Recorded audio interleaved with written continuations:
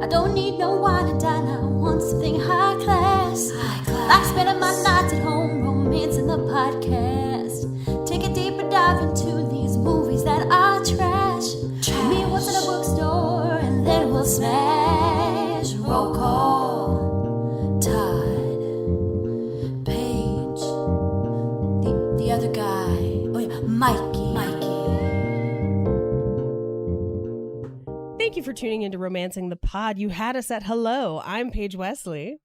I'm Mikey Randolph. And I'm Todd Schlosser. And today we watched The Wedding Singer. Yay. Yeah. So I'm assuming that you guys have seen this movie before. Absolutely. This is a personal favorite of mine. Really? All right. Yes. Nice. When did you first see it, Paige? Yeah, I Paige, tell us saw all. this not too long after it came out. Like in theaters? I don't think I saw it in theaters. I think I saw it Okay. rented afterwards. What I suspect happened is that my parents saw it in theaters and then rented it for us to watch afterwards. Nice. Mm-hmm. Mikey, did you see this in theaters? I don't think I saw it in theaters, but I saw it soon after. I must have rented it. I haven't seen it in a few years, and it was one of those movies. Paige and I talked about this before we watched it. I was like, I really liked Wedding Singer like 10, 15, 20 years ago. I really hope it's aged okay. You know, like I hope it's not one of those movies you watch and you're like, man, this is just not flying now. This is not great. I think it largely holds up. I do have some notes as an adult watching it, but I would say largely it holds up to the test of time. Yeah, this came out when we were all kids, right? It came out in 98. Mm-hmm. So I saw it. I don't think I saw it in the theaters. I'm pretty sure I probably watched it in my friend's basement because that's where I was at this time in my life all the time. Mm-hmm. But I remember really loving it and just watching it so much and quoting it so much with my friends. But I probably haven't seen it in 15 years. So watching it today, right before this, was like a treat. I really enjoyed it. I will say that when I was young and stupid, it was like my least favorite Adam Sandler movie because I was like, Billy Madison, Happy Gilmore, those things are hilarious. Wedding Singer's okay. No, Shampoo is better. I mean, same, Mikey, same. And now, as an adult, Happy Gilmore is hilarious. well, yeah, I know. But as an adult, I think Wedding Singer is my favorite Adam Sandler movie. It is my favorite Adam okay. Sandler movie by far. I think that's fair. Yeah. I've This is grown. Stone cold my favorite. The one thing I kind of noticed, and we'll get into it in more detail, obviously, the one thing that kind of bugged me about it is that Drew Barrymore has no discernible character traits other than being nice. Like, we don't learn anything else about her. She's just nice and a waitress, and that makes her perfect somehow. Yeah. Yeah. I mean, and she's dating an asshole. Like other than that, Yeah. well, that's like her. But this movie clearly does not pass the Bechdel test. Like,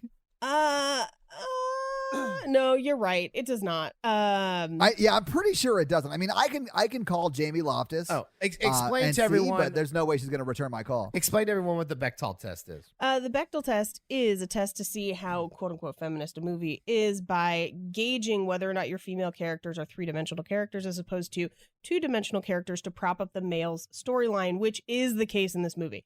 But and it's pretty much like if two female characters talk together about something in a that's scene not a man. that is not about the man. Yeah. Yes. I know what it is, but I just wanted everyone to be explained. Right. But it's like the lowest bar in cinema. Like that is not a hard bar to clear, and most movies surprisingly don't clear. Yeah. Yeah, most don't clear. This one definitely doesn't, in large part because I do think that most of the women in this movie do serve to further Adam Sandler's narrative as the main character.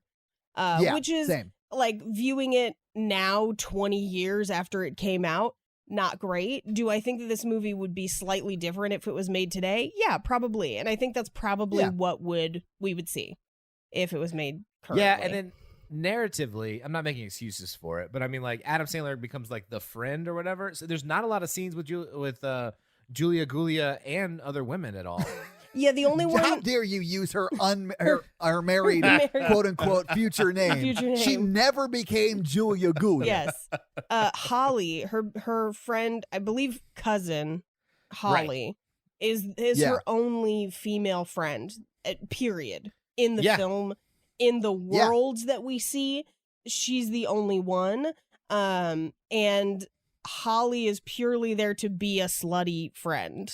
Yeah. She I has would more say sex characterization. positive. Yeah, but yeah. she has more characterization than Julia does by virtue of being the more sexually promiscuous person within this story. I would like to see what Twilight's doing with like the Edward viewpoint novel. I would like to see I the am Julia curious about Gulia it. point of view movie made today. Wow. Okay. I'll be real with you. Yeah. I think that'd be a very sad movie. It would be. Like, her fiance is cheating on her constantly. She is Yeah. being She has to move gaslit. home to become a waitress. Yes. Yeah, like, absolutely. Like, I think that it would be very sad. And honestly, I think the more fun spin-off of this would be to see Steve Buscemi's character go from being a drunk brother of some guy who's getting married to how did he become the wedding singer at the end? It is not explained, and I'm okay with it. No, I need to know. I need to know. Well, Todd, Paige. that's a very male dominant perspective that you're sharing. You know what? That's fair. I appreciate you calling me out on that. I apologize. I'm going to pitch this option for you. Ooh, I like it. The wedding happens at the beginning. He's drunk. Yes. And which we'll get into in like 2 seconds when we get into the movie. In between Right. then, Calm down, guys. In between then and his scene at the end of the movie, Reservoir Dogs occurs.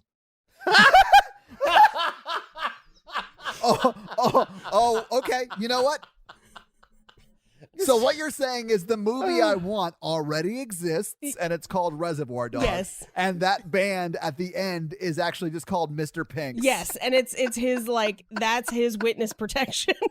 So let's get into this movie. So this movie, Yeah, let's get this fucking movie. Oh, also, I will add, I think it is really fascinating that it doesn't pass the Bechdel test, and Julia's character has no discernible characteristics. Carrie Fisher was brought in to fix the script and make it like more heartfelt, and like all she concentrated on was improving Drew Barrymore's character. which to Really? me is like, what was it before? Right? I know. Yes. Yeah, I'd love to see that script. I mean, just to see how bad it was. Yeah, because I would tell you that the version we get of Drew Barrymore in this film is largely just Drew Barrymore being charming. Like, she Yeah. is pulling all the weight. The script gives her next to nothing. Yeah. I think most of the best moments between them are nonverbal. I Yeah, would they're all agree. like the looks that they're able to convey. Well, yeah, I and- agree. Yeah, okay. All right, let's get into we'll talk about it when we get into Yeah. it. Yeah, let's get into it. Let's So get into the movie. this movie takes place in 1985, and that is actually very, very important. I'll mention it a few different times throughout the movie because they make a myriad of choices throughout the film based on that year. And that's something that is not really explicitly talked about within the film, but all of their set design and soundtracking is predicated on it being 1985 in Ridgefield, New Jersey, which is a suburb. Right. Now, Drew Barrymore would have been 10 years old in 1985. Adam Sandler would have been 19. So I feel like that's why we're Oh. getting this movie in this time frame is, that's when Adam Sandler's coming of age. It's clear that he wrote this specifically for that. Right, but not for specifically Drew Barrymore As at a age 10-year-old, 10, because no. then Chris Hansen would also have been in this movie, and he would have invited Adam Sandler to have a seat. I was just watching it and thinking that she had the same haircut that she did in E.T. And I was like, wait a second. E.T. is the early 80s. Like, how old would she have been in this? And did some Googling. Oh. Yeah. Yeah. I will say, I think my suspicion, and I haven't read any interviews or anything, like this is probably the closest version of like real Adam Sandler we get, because he is funny and like witty and goofy, but also he's definitely more emotional and like more nuanced, I think, than any of the characters he portrays in most any other movie except like Punch Drunk Love. Yeah. It does feel like a midpoint transition from like slapsticky sort of funny like the earlier Adam Sandler's movies were, and then sort of what he's done post that like super comedy career. I really related to his character because I feel like it did a good representation of someone who is funny, like naturally funny and charming and witting, and also like how they like express their feelings and like they feel deeply and stuff. Like, he's a sarcastic asshole, but also like feels big, and I liked that because I kind of relate to that. Yeah, Mikey, I actually pegged you more for his limo driving best friend. I hate you. I love that guy though. He cracks me up through this whole movie. Me too. I love him. I love him so much. I've had moments like that where you're turning like, it's not that fun. Yeah. I love that scene. No, I know. And Mikey, we'll get to it when we get to the movie, because I have moments where I was like, I've had this conversation with Mikey before, but like we'll get into all of that, guys. Let's get into the movie. I would say this movie has a lot more subtlety than his early work, and I think that's what we're seeing is like we see him as a grounded, real person, even though this world is pretty goofy. I will say Drew Barrymore is basically playing herself in this movie. She was one of our customers when I worked at the Grove. So like, so I've met Drew a handful of times, and she's almost exactly like this. So she's that just nice? like a super charming, nice person. She's super nice. Yeah, we never had a problem with her. That's awesome. Which like, there are some people who have been raging assholes to retail workers, and they are like well known, and she is not one of them. She was always super cool to us. So that's awesome. Yeah, that is awesome. She does seem very nice. She was very, very sweet. She was also 8 months pregnant and still shopping around. So, you know, if anyone had a right to kind of be a dick, it's an 8-month-old pregnant lady in the Los Angeles heat. But yeah. So we open on a wedding. How did you feel about these credits? I liked them because we're right into the action. Yes. I love it. I hate immediately boring into credits. it. Yeah. And this is like we're in the movie, and I loved it. So this wedding is, and the only reason I bring this up, it's super fun. It's high energy. It's jewel tones. It's fun as shit. My mom was married in 1982. My parents were married in 1982. I was about to say to your dad. Yes, no, to my dad. There, like, my parents were married in 1982, and they had very, very similar colors at their wedding. Oh my God. Now here's what's crazy. I demand pictures. I have them. I had similar colors at my wedding because I demand pictures. Because my wedding was like I didn't have the like turquoise green that they have, but my wedding venue was hot pink. Like everything in it was pink and crazy, and then I had like pinks and greens and whatever. Now, this wedding... I will say this is our 4th episode, and you've mentioned your wedding like on 3 of them. Thank you. It's a comedy about romance, okay? I mean, it's a podcast about It only romance. happened a couple months ago, and it's the only happy thing that's happened in the last 12 months. So if I ever I understand. have sex again, that's what's going to happen on this show. Is that You'll you're just going to talk talk about it every about episode? having sex on every episode? Hey, did you guys ever bust one? It feels great. No. That's Mikey in 8 months when we can start going out again. That joke didn't play well, so I get it. Now that you say that, I see how that reflected off of me. I feel like the wedding that we're seeing in this movie looks like all of our parents' wedding photos. Like, I don't know how your parents' wedding photos look, but they look like this movie. Yeah, I mean, it looked like this. Like, my parents looked like this in the wedding, and I also believe that this couple are not going to last like my parents didn't last. 10 years and they're out. Like, I get it. So, fun fact, this is only one of 3 times he actually does wedding singing in this movie. Yes. And it's called The Wedding Singer. And it's called The Wedding Singer. Yeah. Yeah, he does bat mitzvah singing almost as much as he does wedding singing in this movie. That's actually true, because he does at least 2 songs at that bar mitzvah. I know. Which I'm into. Let's do it. Yeah. Now, the funny note about this wedding, the headpiece the bride is wearing is the same one of my former coworkers wore in her wedding photos in the same year. As a joke? No. So when I worked for Sur La Table, I had a coworker who was married around this time, and I actually reached out to try and get a copy of the photo to be like, am I crazy or was it the same? It's the same headpiece. That is same amazing. hairstyle. I was just like, oh my God. I demand photos. I'll have to dig around. But yeah, so these are perfect credits. I do want to bring up, so Tim Herlihy is credited as the screenwriter, although there were, as Mikey mentioned, multiple rewrites after. The notable thing about Tim Herlihy is he's written almost every single Adam Sandler movie, and he's actually in this movie for a hot second. Oh, really? He cameos in almost every single Adam Sandler movie he writes, and he's in this movie for about 10 seconds. That's awesome. So we get into the wedding. He finishes singing. They're going to get into the toasts, and Steve Buscemi is the brother-in-law of the groom. And this is a horrendous toast. He's the best man and the brother-in-law. Yeah, Yes. He is the best. Oh, man, and the brother. He's the better brother man. of the groom, and and the Yeah. best man. And he's drunk, and this toast is a shit show. What's I the love worst toast you've seen at a wedding? I'm obsessed with wedding toasts. I have a real weird obsession about it because I get asked to do it a lot. And so my rule is always like a minute or less. Don't make Yeah. it about anything but the bride and groom. Don't make it about you. Don't make it about anything else. Just be respectful. Maybe get one joke in. Get out. Yep. That's it. Those are like the pro tips. I went to a wedding where the best man was super nervous, didn't love public speaking, and it was right around the time The Hangover came out. So he thought it would be funny if he did the toast to like that Zach Galifianakis does The on the two rooftop wolves. yeah. Okay. So he pulled out a piece of paper and read that toast. And honestly, if you were under the age of 30, you were cracking up. And if you were over the age of 30 who had not seen the movie, you were like, what the hell is going on? And my friend's mother, who I was there at his wedding, leaned over to me because I was next to her. And I don't know if you know this about that that toast or whatever that Zach Galifianakis says. He talks about how they do coke and stuff Yes, like that. yes. So the groom's mother leaned over to me and said, "Did you guys do coke at the bachelor party?" Oh no. Yeah. I would have laughed. Yeah. So I had to explain to my best friend's mom that no, we did not do coke. He's doing lines from a movie, and that's why everyone's laughing. And then honestly, he did like a 30-second real speech at the very end of that. It was very heartfelt, no jokes, but it was great.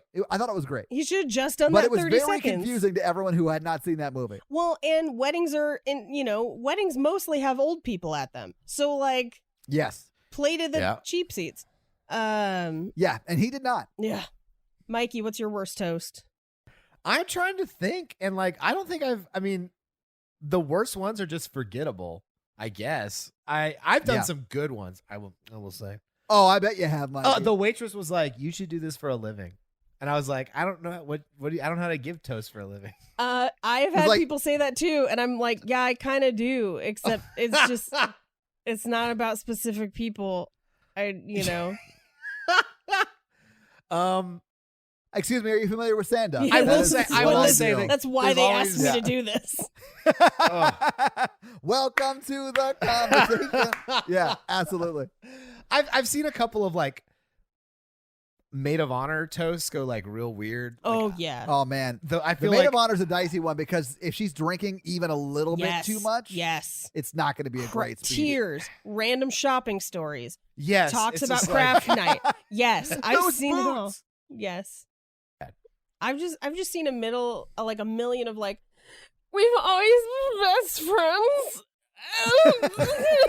I love you so Yeah. much, and you don't you dare hurt her. Like that's the stuff that I'm So just like, much of that stuff. why? Yeah. Or if like the brother of the groom or the brother of the bride says something, he's like, "Don't make me kick your ass, bro," and you're like, I'm at my wedding. Why are you saying this to me? Yeah, I don't know. I've just seen some really stupid shit. but Adam Sandler as the wedding singer saves the day. This is a great wedding MC Yes. to Yes. step in and be like, Yeah, enough he's with the great. toasts. Thank you. Well, yeah, because the brother's Yeah. like, remember that time we hired prostitutes? He's like, okay. Hello. At least I think they were Yeah. prostitutes. I don't remember paying. Sorry. Sex workers. He Right. says Well, I mean, We're prostitutes. quoting the movie. Yes. Right. Mikey knows the correct term. Yes, but yes, yes. yeah. That's Uh, what he said. So he Yeah. puts George up to sing basically for the slow dance. What does this movie have against Boy George? I don't know, like but they- because I love Ugh. Culture Club personally. right? So is this Do person you really want to hurt me? is this character supposed to be Make actually me Boy proud. George? No. It is someone who is very Boy George-esque, though. Very like on the line on the gender spectrum. If it was today, may even choose those pronouns. Here's my first note about the music in this movie, because this song is featured 3 different times in this film. twice Yes, it is. right now because they do it 2 times in a row. That was my favorite because like George only knows one song to sing. Yes. Well, I will say that George is the unsung genius of the band. That guy, girl, however he wants to be called, I'll say girl because they transitioned later in life. That girl can play keys, trombone, Yes. clarinet, and can sing. There is nothing that girl can't do. that's I my will say- favorite is because later later George literally does switch between 4 different instruments in one song. He is Yeah. the whole band. That's amazing. That's like musical genius level. Yes. That's a brass instrument, a woodwind, a keyboard instrument. Like, what are you doing? Yes. Oh So- my god, I love the scene. Okay, well, yeah, we'll get to it when he sings it twice. Yeah. But I have to talk about it because it cracked me up so much. So he starts singing Do You Really Want to Hurt Me by Culture Club. Now, Yeah. the reason I bring this up and the reason I think the music in this movie is so important, almost every single song in this movie is 3 to 4 years older than when the movie is set. And Really? Yes. And a lot of them Interesting. are songs that were controversial at the time that they came out. So they would have been notable. But I think the reason for that is we're in the suburbs. So 1985 in the suburbs is the equivalent of like 1982 or 1983 in the city, They get things a little later in the Yeah. sub, which is in the why when they go out to the club with Glenn, the music gets a little bit newer. Yeah. And they actually Oh. have some, set pieces that are a little bit different. But Do You Really Want to Hurt Me by Culture Club came out in 1982. So this would have been like new enough. It'd be like playing Happy by Pharrell at a wedding. It's a few years Yeah. old. Everyone's going to get on the dance floor though. So this is them Yeah, absolutely. keeping current with music that's a couple years old. Which I thought was really interesting, but they do it throughout the entire movie, which I think is really fun. So the next scene, we kind of meet Julia really for the first time. I mean, because Adam Yeah. Sandler goes to talk to his best friend, the limo driver, Yeah, he's a limo driver. right. Yeah. and he's like, "Why are you inside?" He's like, "That waitress over there. Yep. Mm-hmm. I'm gonna give Yeah, it to she's her. new. I'm gonna Yeah. give it to She her. can get it, She Mikey. can get it. I'm gonna give it to her. I know how to use Yeah. it, and I'm gonna use it on her. And Mikey, you wonder why I thought this guy was sort of you. Except I say that stuff as a joke. Do you? Is it? Yeah. Is it a joke? Well, I don't say it All about a right. specific person because that's rude. Excuse me, madame, but you could get it. Would you perhaps like me to give it to you? Is your muffin buttered? Would you like us to assign someone to butter your muffin? She was a waitress. I mean, those are questions that she might need to ask. Would But, you I like mean- a side of ranch dressing? You can make I that like- sexy. Sandler's character I have a problem meeting guy friends. And I'll tell you one of the big reasons I have a problem having close guy friends is I was raised pretty much by my mom, and I work mostly with women, and most of my good friends are female. And I have a real problem with making guy friends because how they talk about women when women aren't around. Yeah. And I can see that. And I like Adam Sandler's character because he never degrades a woman when she's off screen. He does Once with as Glenn. a trap. As a And trap. Yeah. He does it for a reason. But that's a different reason. Yes. I agree completely, and I Uh-huh. give him a pass on that because he's trying to test the He think- He's like, fiance's, I think this guy's a douchebag. Let me Yes. yeah, we can get that to that scene. But you could tell Yeah. he sincerely cares about women as people, and Yeah. he like tells the limo driver like, shut up, dude. That's like super terrible the way you're talking to somebody. He also which I think is rats really him out for it later, which I find Yes, really he does. which is hilarious. which I would totally do to Mikey. I would never talk like that about a specific I know. person. I'm just saying that I would totally do that to you. I know. Which that's the thing. If I ever do talk like that, do rat me out because I don't need to be talking like that. Yeah. Yeah. See, and But that's a good male friend relationship when you have that accountability with each other. Yeah, yeah. And that's why I like Adam Sandler because there's a lot of guys I meet that I'm like, oh, they're cool. We could go out for drinks and stuff, and then like they just talk so much ridiculousness about women that and I just don't like it. That's Anyway, understandable. I'm getting off my soapbox, but I thought it was one of the really good ways this movie endears you to Adam Sandler's character. Yes, I agree. I think it was a very deliberate and purposeful choice, and I think it's a good move that they made in the screenplay to make that kind of a feature of his character. And it starts like the first scene all the way through the movie. Yeah, it is consistent. Now, the very next scene is where we kind of meet Holly. So Julia and Holly go to the kitchen where, first of all, they're playing Der Kommissar, which did come out in about 1982, 1983. And you're right, but Paige, as they walk into the kitchen, you hear the radio say, I like old Coke better I like old Coke better than new Coke because I'm old and I like Coke. And then he changes the radio station. And I was like, that's such a weird thing to hear as you walk into the room. It's like they're trying to new Coke I know. came It's out. like they're trying to like place you in time and space. Yeah. And like they're like trying to be like, oh yeah, remember new Coke? Yes. Guys, remember new Coke? And I thought that was really funny. One of the really interesting things about this, so the cook that they run into, who's kind of gross and greasy, is Robert Smigel, who was a famous SNL writer for years and the voice of Triumph the Insult Comic Dog. He and Adam Sandler. No shit. Yes, he and Adam Sandler have been friends for years. He still occasionally submits to SNL. So, yeah. Nice. But he's gone on to write a bunch of different stuff, but that is Robert Smigel. With the Frankie Say Relax shirt. Yeah, I love that. So we find out in this conversation that Julia moved to Richfield to be closer to Glenn to get him to marry her, which is always a bad plan. Don't move for people. Yeah, that's a bad plan. I feel personally attacked.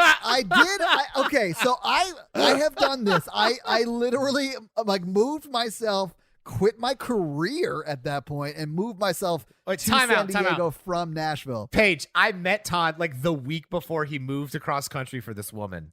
And I didn't see him again basically until he like asked me to be on the podcast. I mean, this is all true. Real talk. My husband moved to Texas to take care of his mom and then back to be with me. So I'm on the receiving end of this one. well, okay. And then every woman at that party hated Todd's girlfriend, and they're like, that's not going to work out. You saw the way that she was correcting our pumpkin carving skills. And I was like, I guess I did see that, I guess. There's no wrong way to carve a pumpkin. There's not. So I move out there and it worked out great. I mean, she cheated on me and I had to move back, but like it was fine. It's fine. It was great. It was a great experience, and I'm so glad we're talking about it right now. I took notes on it specifically because I was like, I feel like Todd's gonna have thoughts.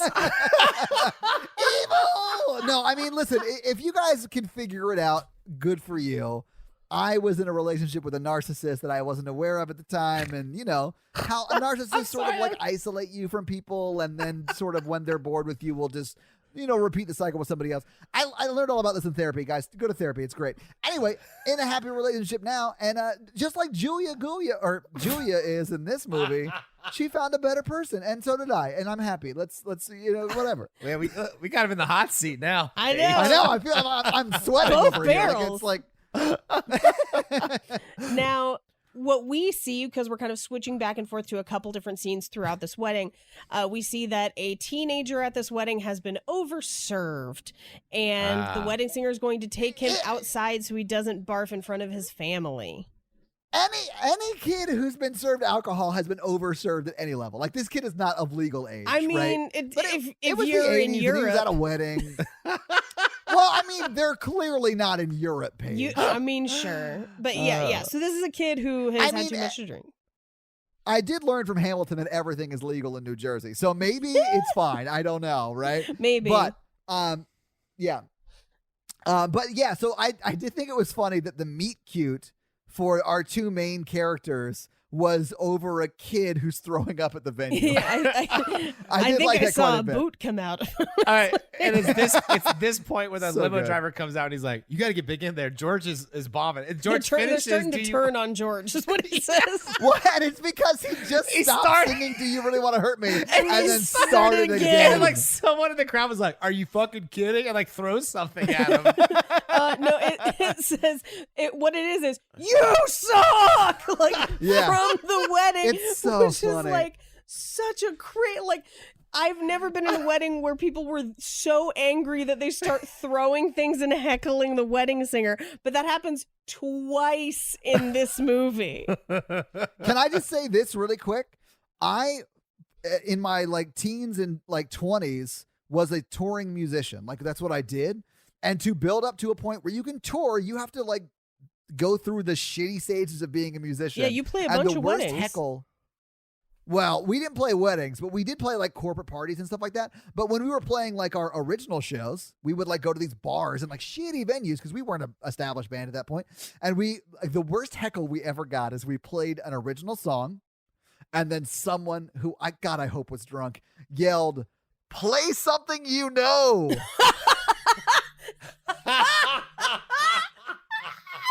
and our lead singer Chris was like, well, that was an original, so I guess we should play something you know. And he goes, "Yeah." Oh man. So we played a cover and then we cried. Play That's something so- you man. know. It's so good. Oh, that's great. That's Oh, yeah. That's a good heckle. I- Just the the- harshness of that burn I have felt for years. the worst. Yeah, it was rough. The worst heckle I ever got was so I was in the original. Oh, because you get heckled on stage too. Yeah. More frequently it. now not as much now. When you get famous for being mean to people, it doesn't happen to you as often. That's true. I Gotta thank have, TikTok for that. Yeah, I have made people cry. But when I was a very new comic, I was in the original room at the Comedy Store doing potluck, and there was a guy there dressed as Batman, and the lights were kind of weird, so I could kind of see portions of the audience, but not all of it, which is almost always the case. So I could see that he was dressed as Batman, and from the back of the room, he yelled, "Built for comfort!" And I said, What a dick. yeah, I said, "Do you kiss your dead parents with that mouth, Batman?" But no one else could see that he was dressed as Batman. They didn't know who had yelled at me. So they were just like, what the fuck Oh is my she God. talking about? Like, why did she yell about Oh, dead that's a parents? sick burn. And it bombed pretty bad. I was like, this is an like high level burn. It just didn't do well. But yeah, At work, that was a brutal one. I vividly remember having somebody At tell me work, I was built for yeah, comfort. Psychotic people get very angry at me Yes. because I'm involuntarily committing them, and I know Right. this is a very serious way to start the story, but like they will insult me throughout the whole process. So I have a birthmark on my face, and they're like, "You stupid herpy having." I know. When I started like working out, like when I lost a bunch of weight when I about turned 30, like I went to see my personal trainer. And he's like, "What are your training goals or whatever?" And I was like, "I don't want psychotic people to call me fat ass anymore when they're angry." And he's like, I'm not a miracle worker. Mikey, you should listen to my girlfriend's podcast. It's all about self-love at whatever weight you are. I mean, I think he can still reach down.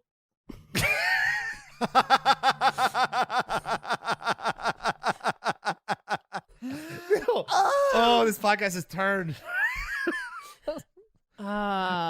Anyway, Oh, turned just okay. like they turned on George. So Good transition. thank you. Yeah, I like it. We cut to the next day where the wedding singer, Robbie, is giving singing lessons to, I just have her listed as rapping granny, but an old woman.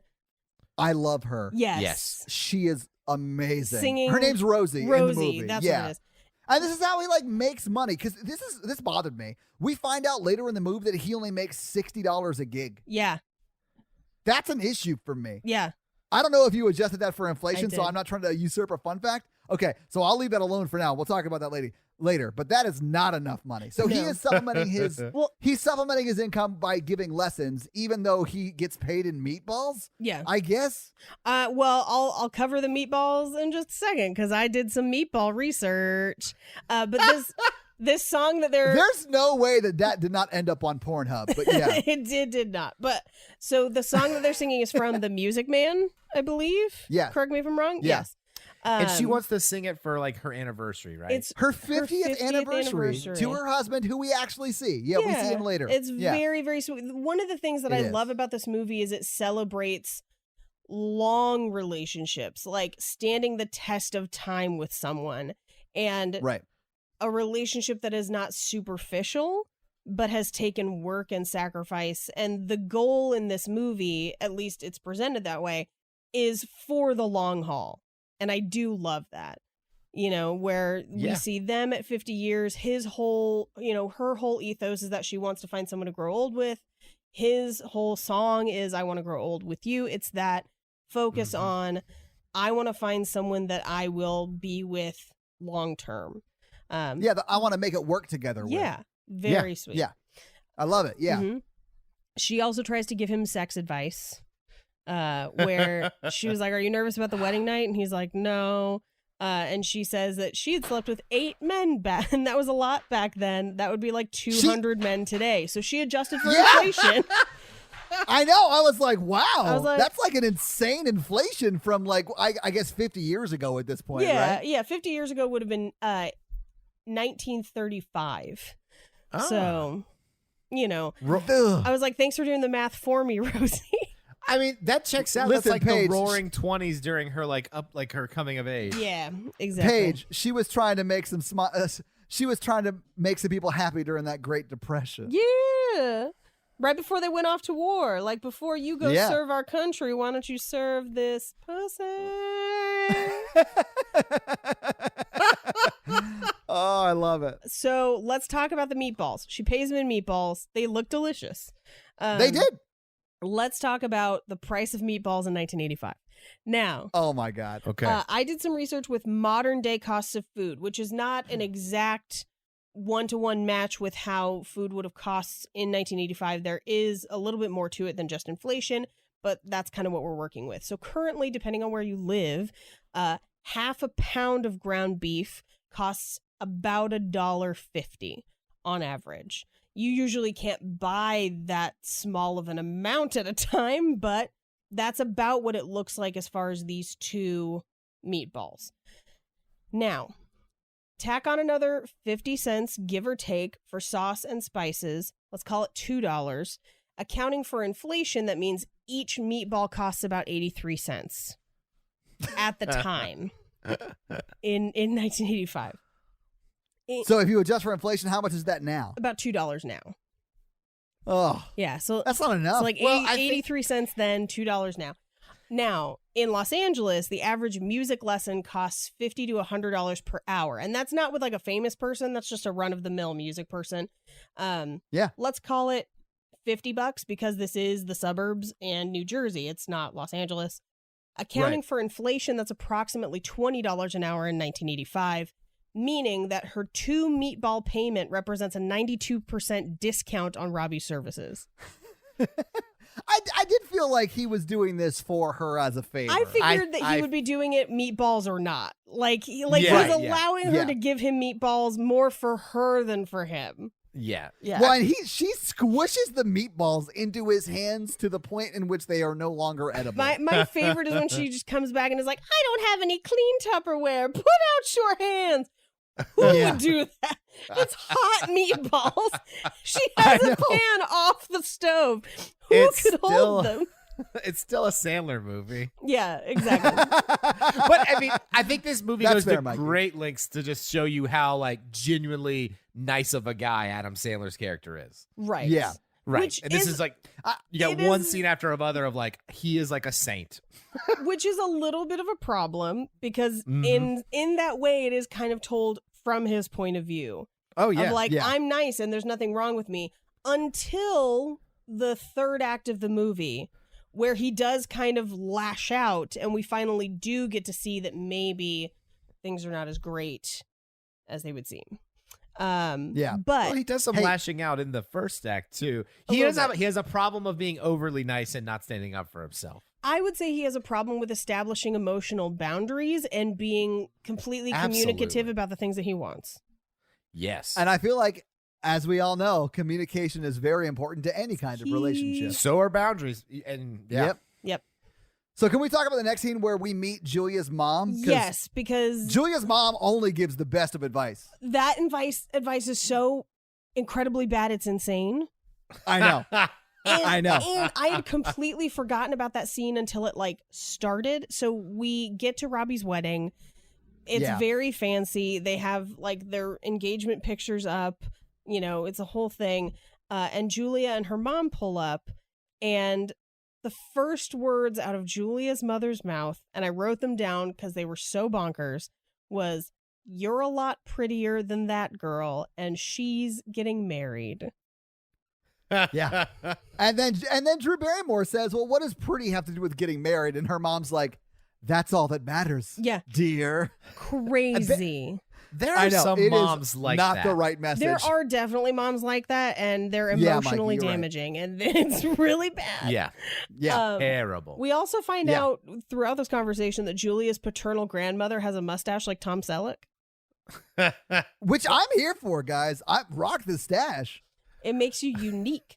Now, this is... no, the advice I was referring to, Paige, is when she was talking about how she could get Glenn to marry her, and that is to fake a pregnancy. Yes. And then, of course, Drew Barrymore's like, no, that's horrible. And she goes, in 5 years, you'll thank me. Yeah. I was like, God. Crazy. I mean, well, and here's the thing.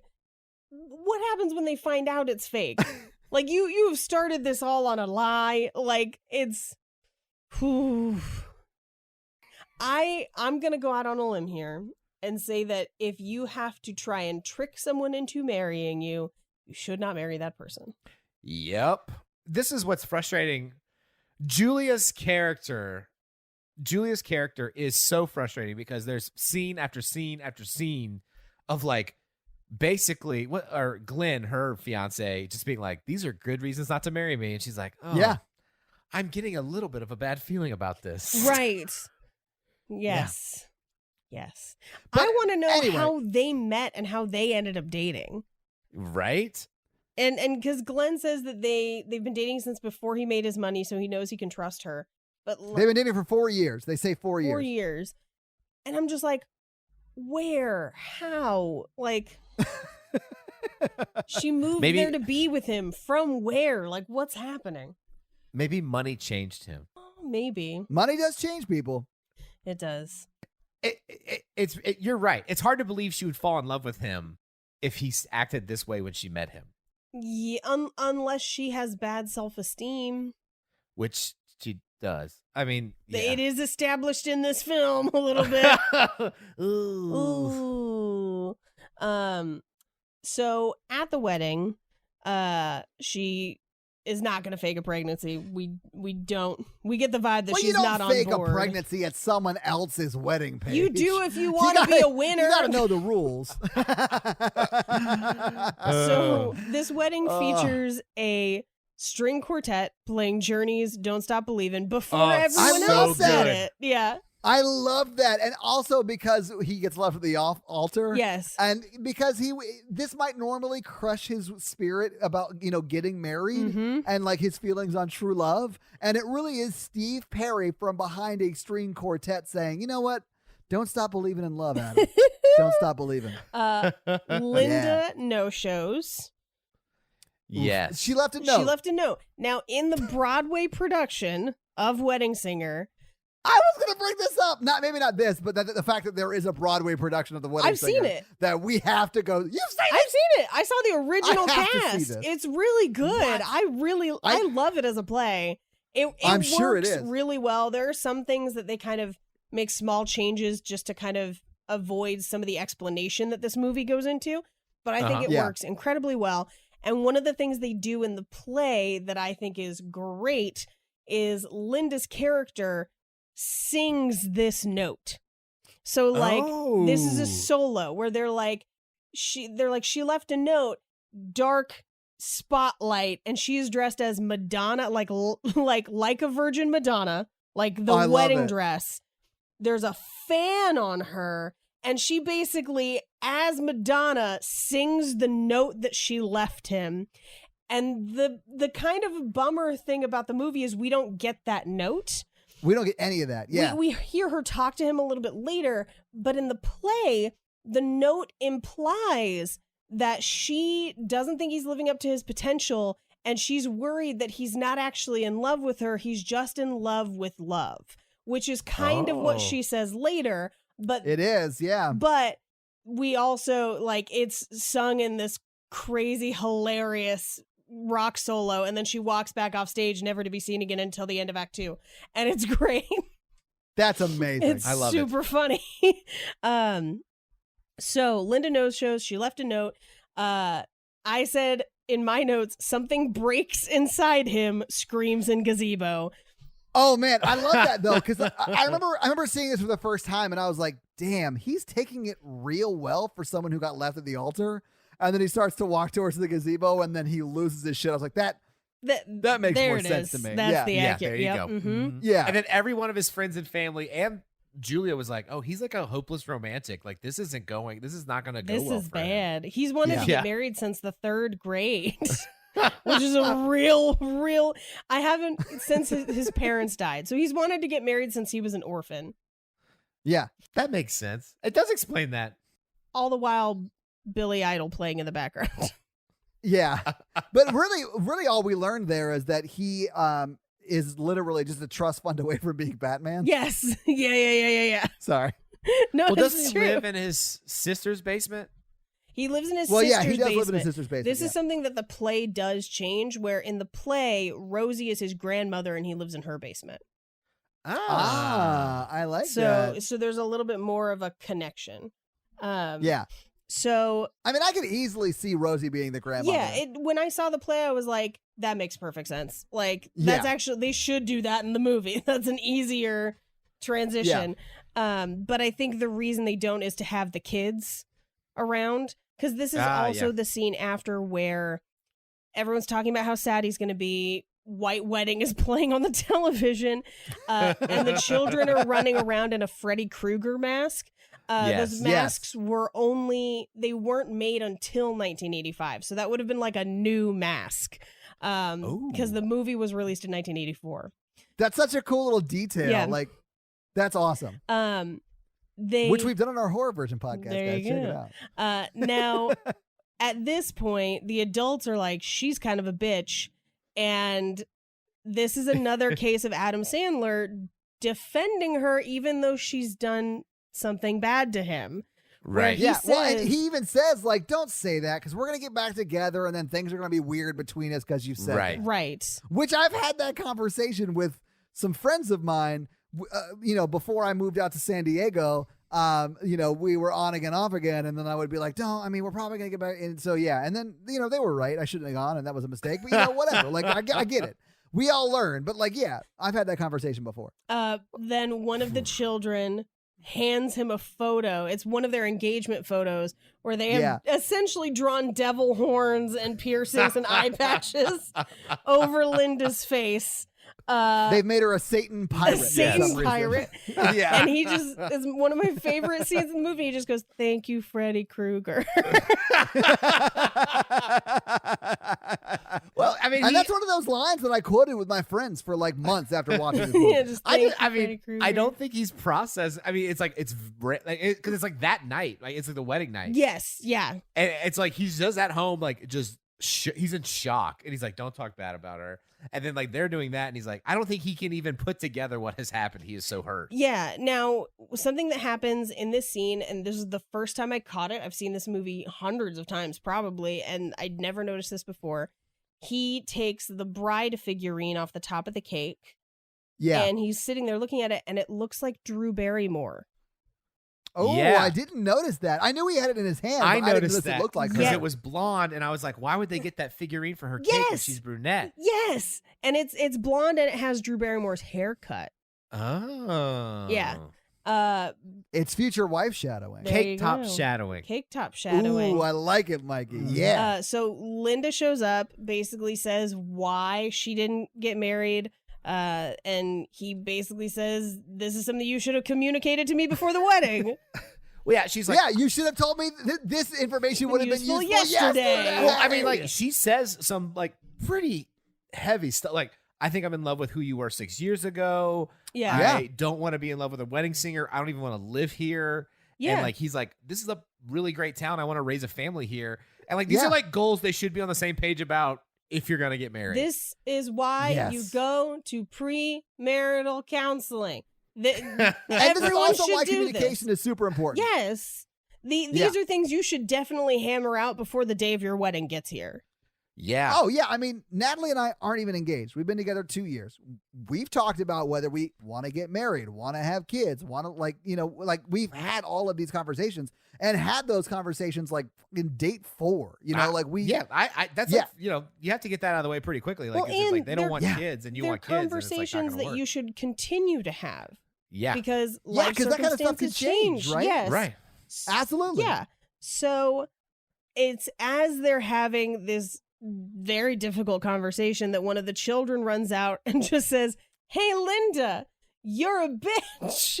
I love that Adam Sandler will have kids cuss in his movies. My favorite. I That- love this that is- so much. So funny, and not to belittle Tourette's, but he's like, we think he may have Tourette's. We have to get him checked out. He's just doing that to cover. I know. But yeah, it's so, I mean, yeah. it it's was a so bad funny. cover. But like, It is. Yeah. Yeah. 'Cause it's clear it wasn't a Tourette's type moment. No. Well, I mean, she should have had that conversation and not left him at the office. They should have just canceled the wedding. Yes. Yeah. Yeah. Yeah, Mhm. what she did was very Absolutely. bad. Yeah. Mm-hmm. Yeah. Now, the very next scene, we cut to Julia, Drew Barrymore's character, listening to a Walkman, which were fairly new for the time.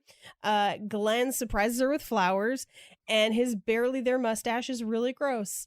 But this is where he basically gives her tickets for a Vegas wedding, which Yeah. I don't want to disparage anyone from having a Vegas wedding. We considered it ourselves. Weddings be expensive. If that's what you want to do it up. Have a hilariously fun Vegas wedding. I had a friend who got married in Vegas by the Grim Reaper. Do it. Do whatever you're going to do. But like, he's doing it dismissively. This is not him planning yeah. a Oh, wedding. yeah. This is him being like, well, at least I'll get to go to Vegas.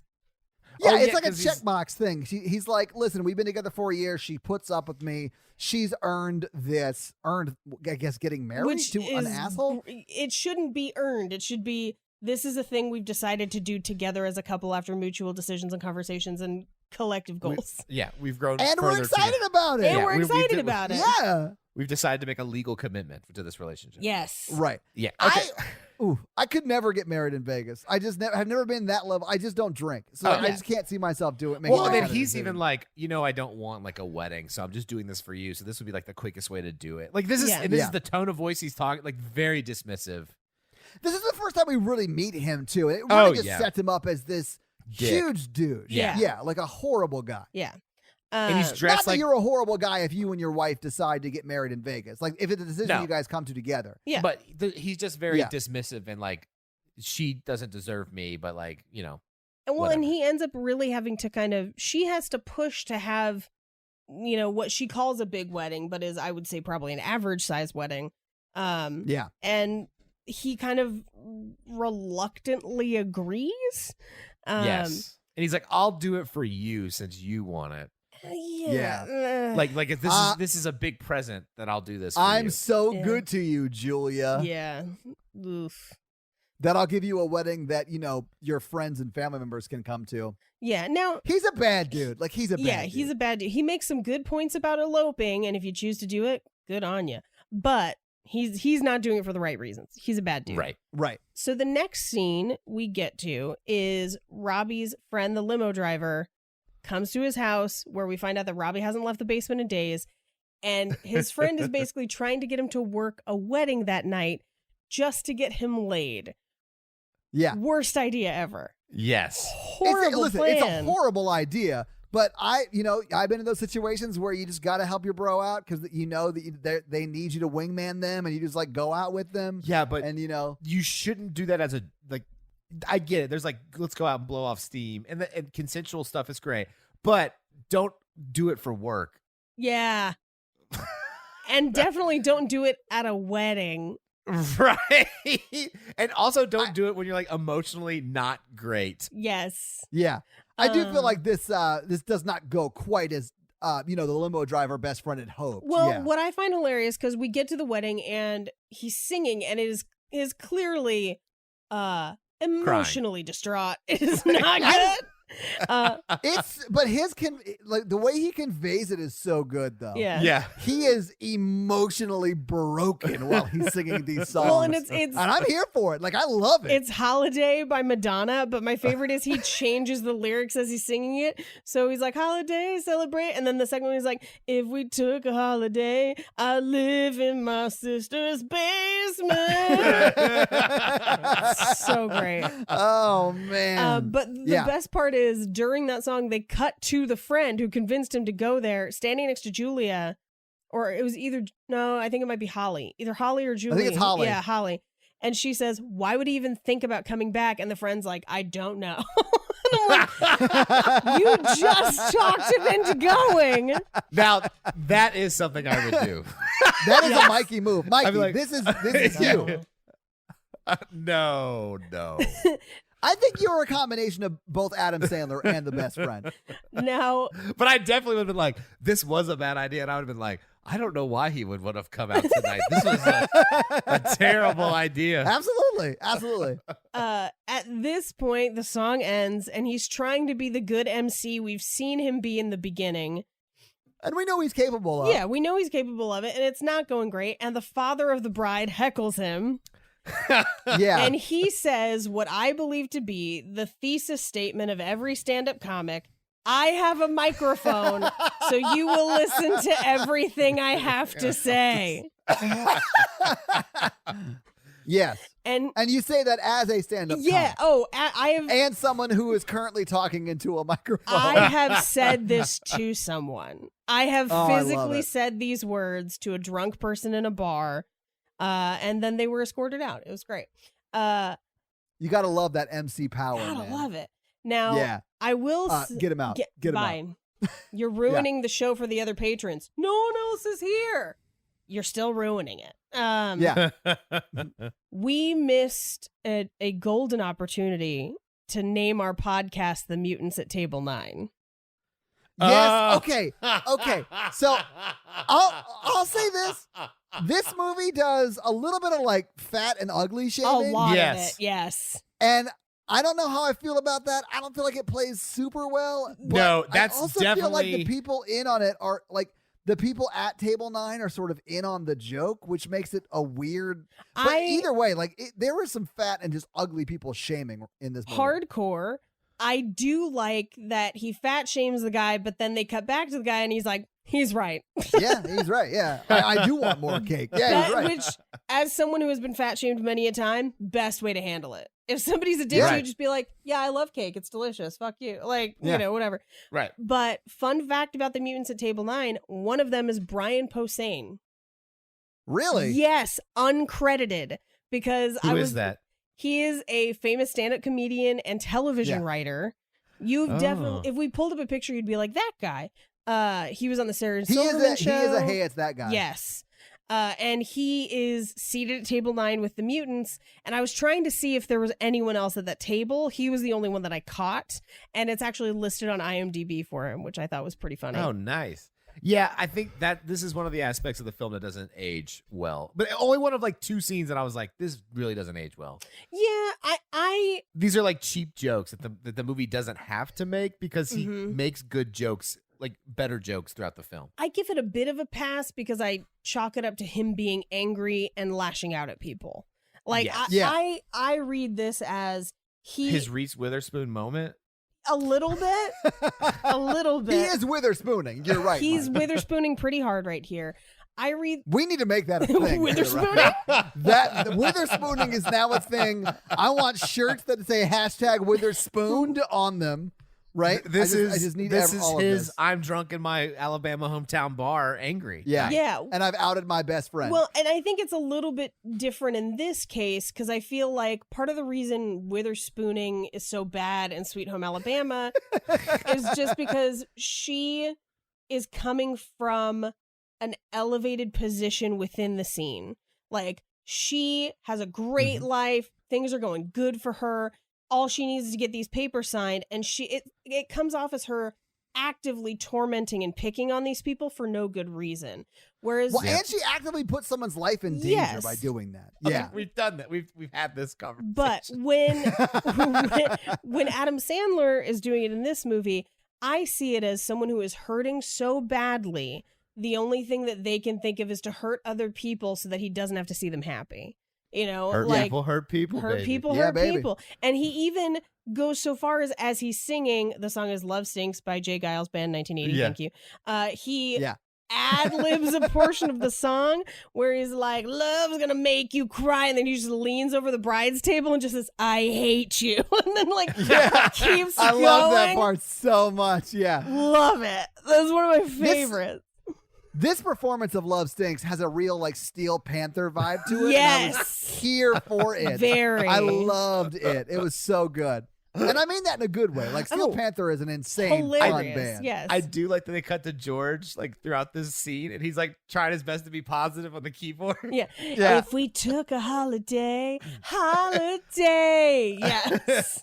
Yeah, he's killing it. I love George. George is probably my favorite member of the band by far. Which, by the way, George has no lines. I don't know if you guys realize. Oh, George, I did not realize. George sings. All of his lines are lyrics to the Culture Club song. Do you really want to hurt me? Those are the only noises George makes with his mouth. He sings Culture Club 3 different times in this film, and those are the only words he gets to speak. It is wild. It's so good. I love it.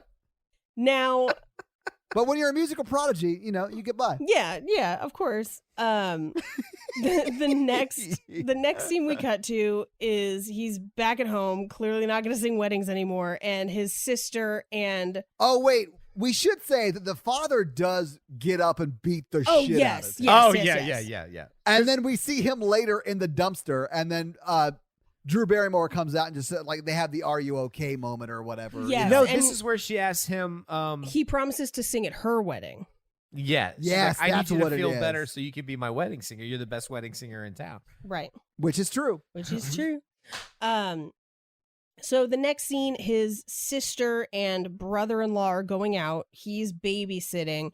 Now, it's a little unclear as to what they're going out to, because they ask him about the engagement party, but then he shows up at that engagement party later, which means who is watching the children.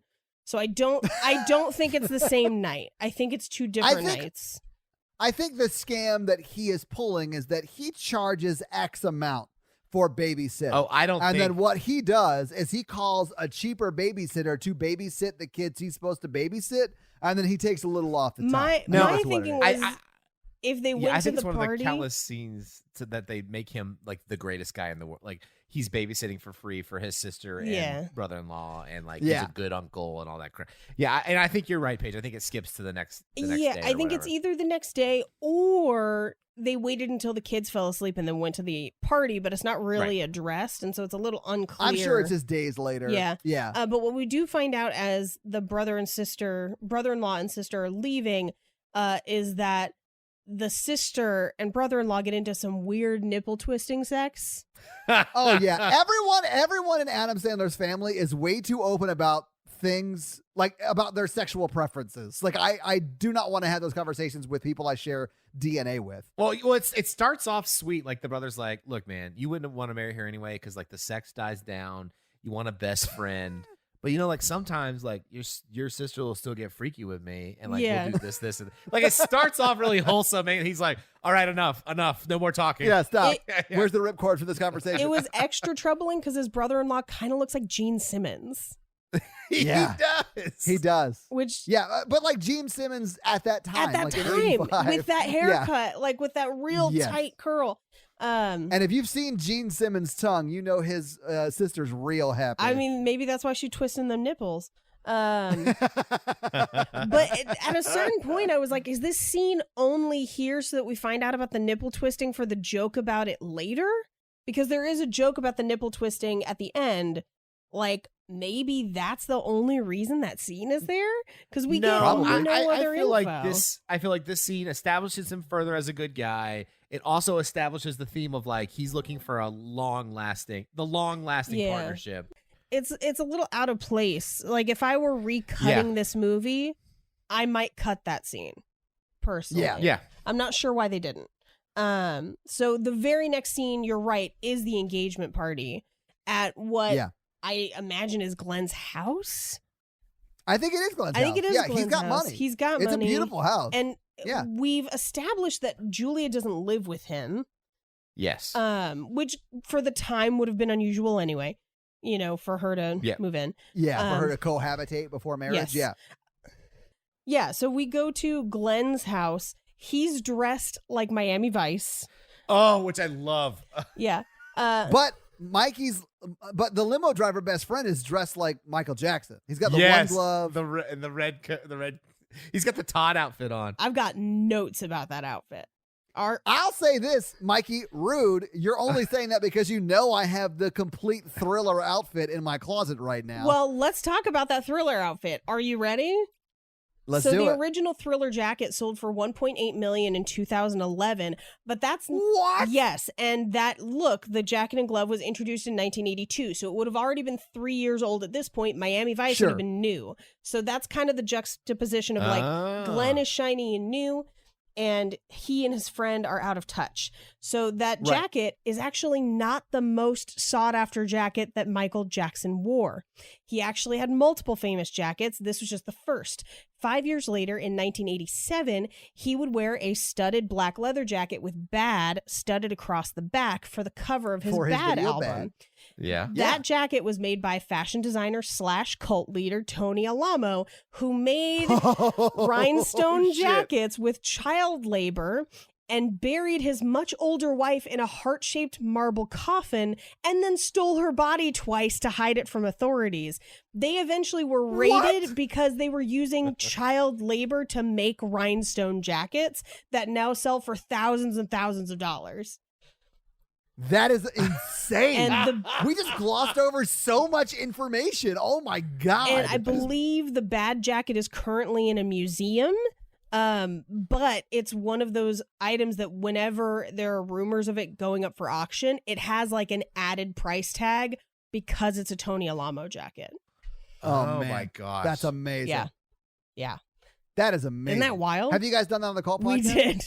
And God. we That's eBayed awesome. to see if there were jackets in our size, and there are still occasionally sometimes, because they made a whole line of jackets and then they also made them for famous people. So the ones that famous people had, those are really sought after and super expensive. But for a couple $100, you could find one of their just like JCPenney level ones on eBay. Well, who's the designer from Sweet Home Alabama, the one they make fun of? Jacqueline Smith. Yeah, it was Jacqueline Smith. Now, I will say that Paige, Todd dresses like the limo driver to this day. I don't know at all what you're talking about. To what are you referring, Michael? Wow. Whoa, the full name? Okay. I think he's talking about the fact that you own the full Thriller outfit. Yeah. He wears it to record the podcast sometimes. Like when we recorded in person, he would wear his like cool leather jackets at the outside. I've seen this jacket. I never wore the Thriller jacket, but I do have many colorful leather jackets. I love standout pieces that are leather jackets. That's like my thing. Do you hear that? A standout classic piece that is ageless and can be combined with other accessories. You know, I feel like I'm being shamed for at least attempting to have some style. I'm just glad Paige is on my side. I'm not at all. Because he's like, we'll be like sitting there watching a movie. He's like, I'm warm. And I'm like, well, you're wearing 6 layers and a leather jacket.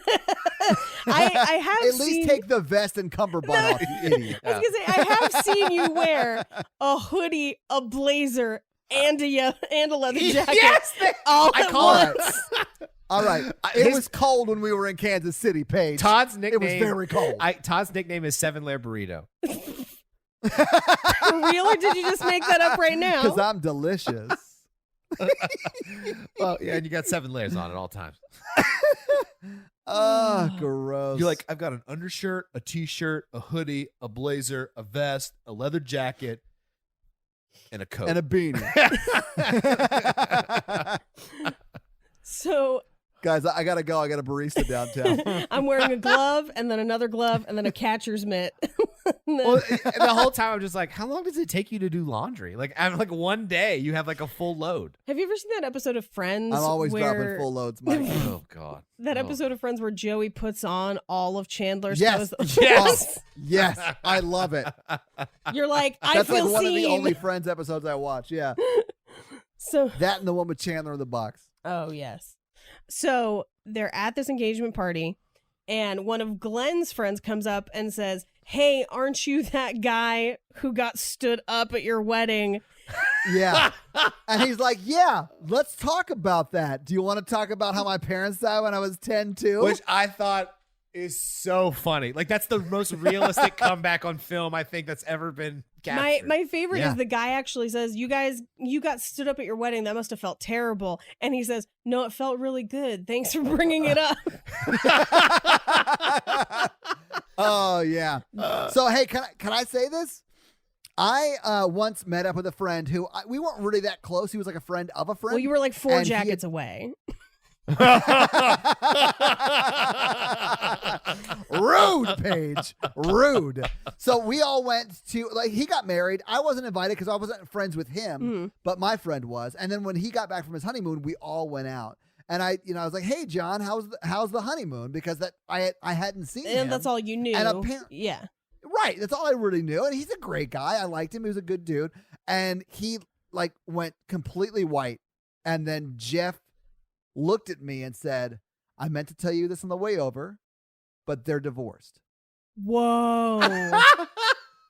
It's done. It's terrible. Yeah. Apparently, unbeknownst to me, she had turned to him on their flight to Italy and said, "This was a mistake." Oh, And that's then that was it. that's even What? worse than this movie. And then, yeah, I know. And then I'm the asshole who is the Glenn's friend. Yeah. And I mean, clearly I did not know that happened. When I asked, right. And I felt so. I spent like 40 minutes apologizing to this guy. And honestly, he's moved on. He's very happy now, but he was devastated, and I felt like the biggest ass ever. That's brutal. Yeah, it was rough, man. I felt very, very bad, and I felt horrible. That's like the worst breakup I've ever seen. I've almost wanted to go to a wedding where someone gets left at the altar, something crazy like that happens. I've Mikey, I've been to like 50 weddings in my lifetime and never seen that happen. But, there's always next year. Yeah. There's always my wedding, yeah, which There is you not go. next year, but Mikey, you're gonna have to figure out some commitment issues before you. well, you guys are talking about living with someone. I'm like, whoa, before you're married, but it's like a different reason. Like she's gonna be on the lease, and we're like not, and we're not married. I have some thoughts about things that you should do before you marry someone that are going to come slightly later in this episode. I'm interested to Oh, see I what you love it. think. I'm So excited. Butt stuff. Yeah. Sorry, what were we saying? that's not on the list. It's a more practical list, but sure. Oh, okay. So That's fine.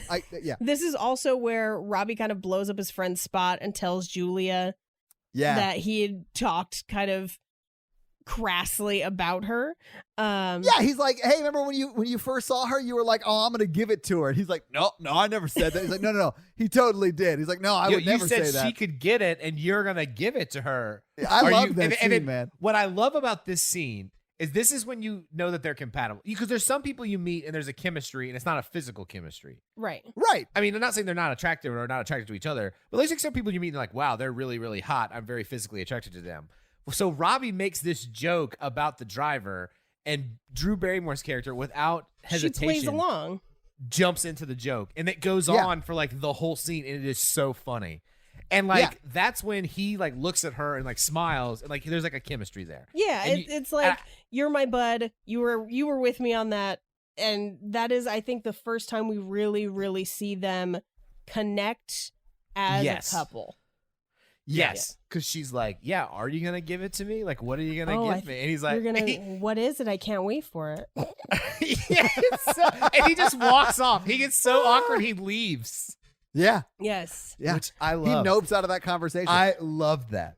But like you Yeah. see moments like this, which I hate that her character doesn't get more development because they have a lot of good moments like this. Yes. Like the bar mitzvah scenes kind of like this, where they have like this unspoken playing off each other. And you don't get that with a lot of people. Right. Yeah, Mhm. I agree. She also in this scene kind of confesses that she's overwhelmed with wedding plans. But Robbie knows who all the people are because he works in weddings. Right. And he doesn't set an emotional boundary, and so he ends up helping her with her wedding. Well, he doesn't love her Yeah. at this point. I don't see a Right. problem with him agreeing. Because I think at this point he's like, I've got to get out of the house. Yeah. I mean, I think think- we've yeah, all I been think he there. After a breakup, where you're like, Agree. Yeah. I need to get out. Yeah. And Agree. and I I mean, don't- and you just yeah. want to. Yeah, Yeah. I agree completely. You just want to like have something else to occupy your mind.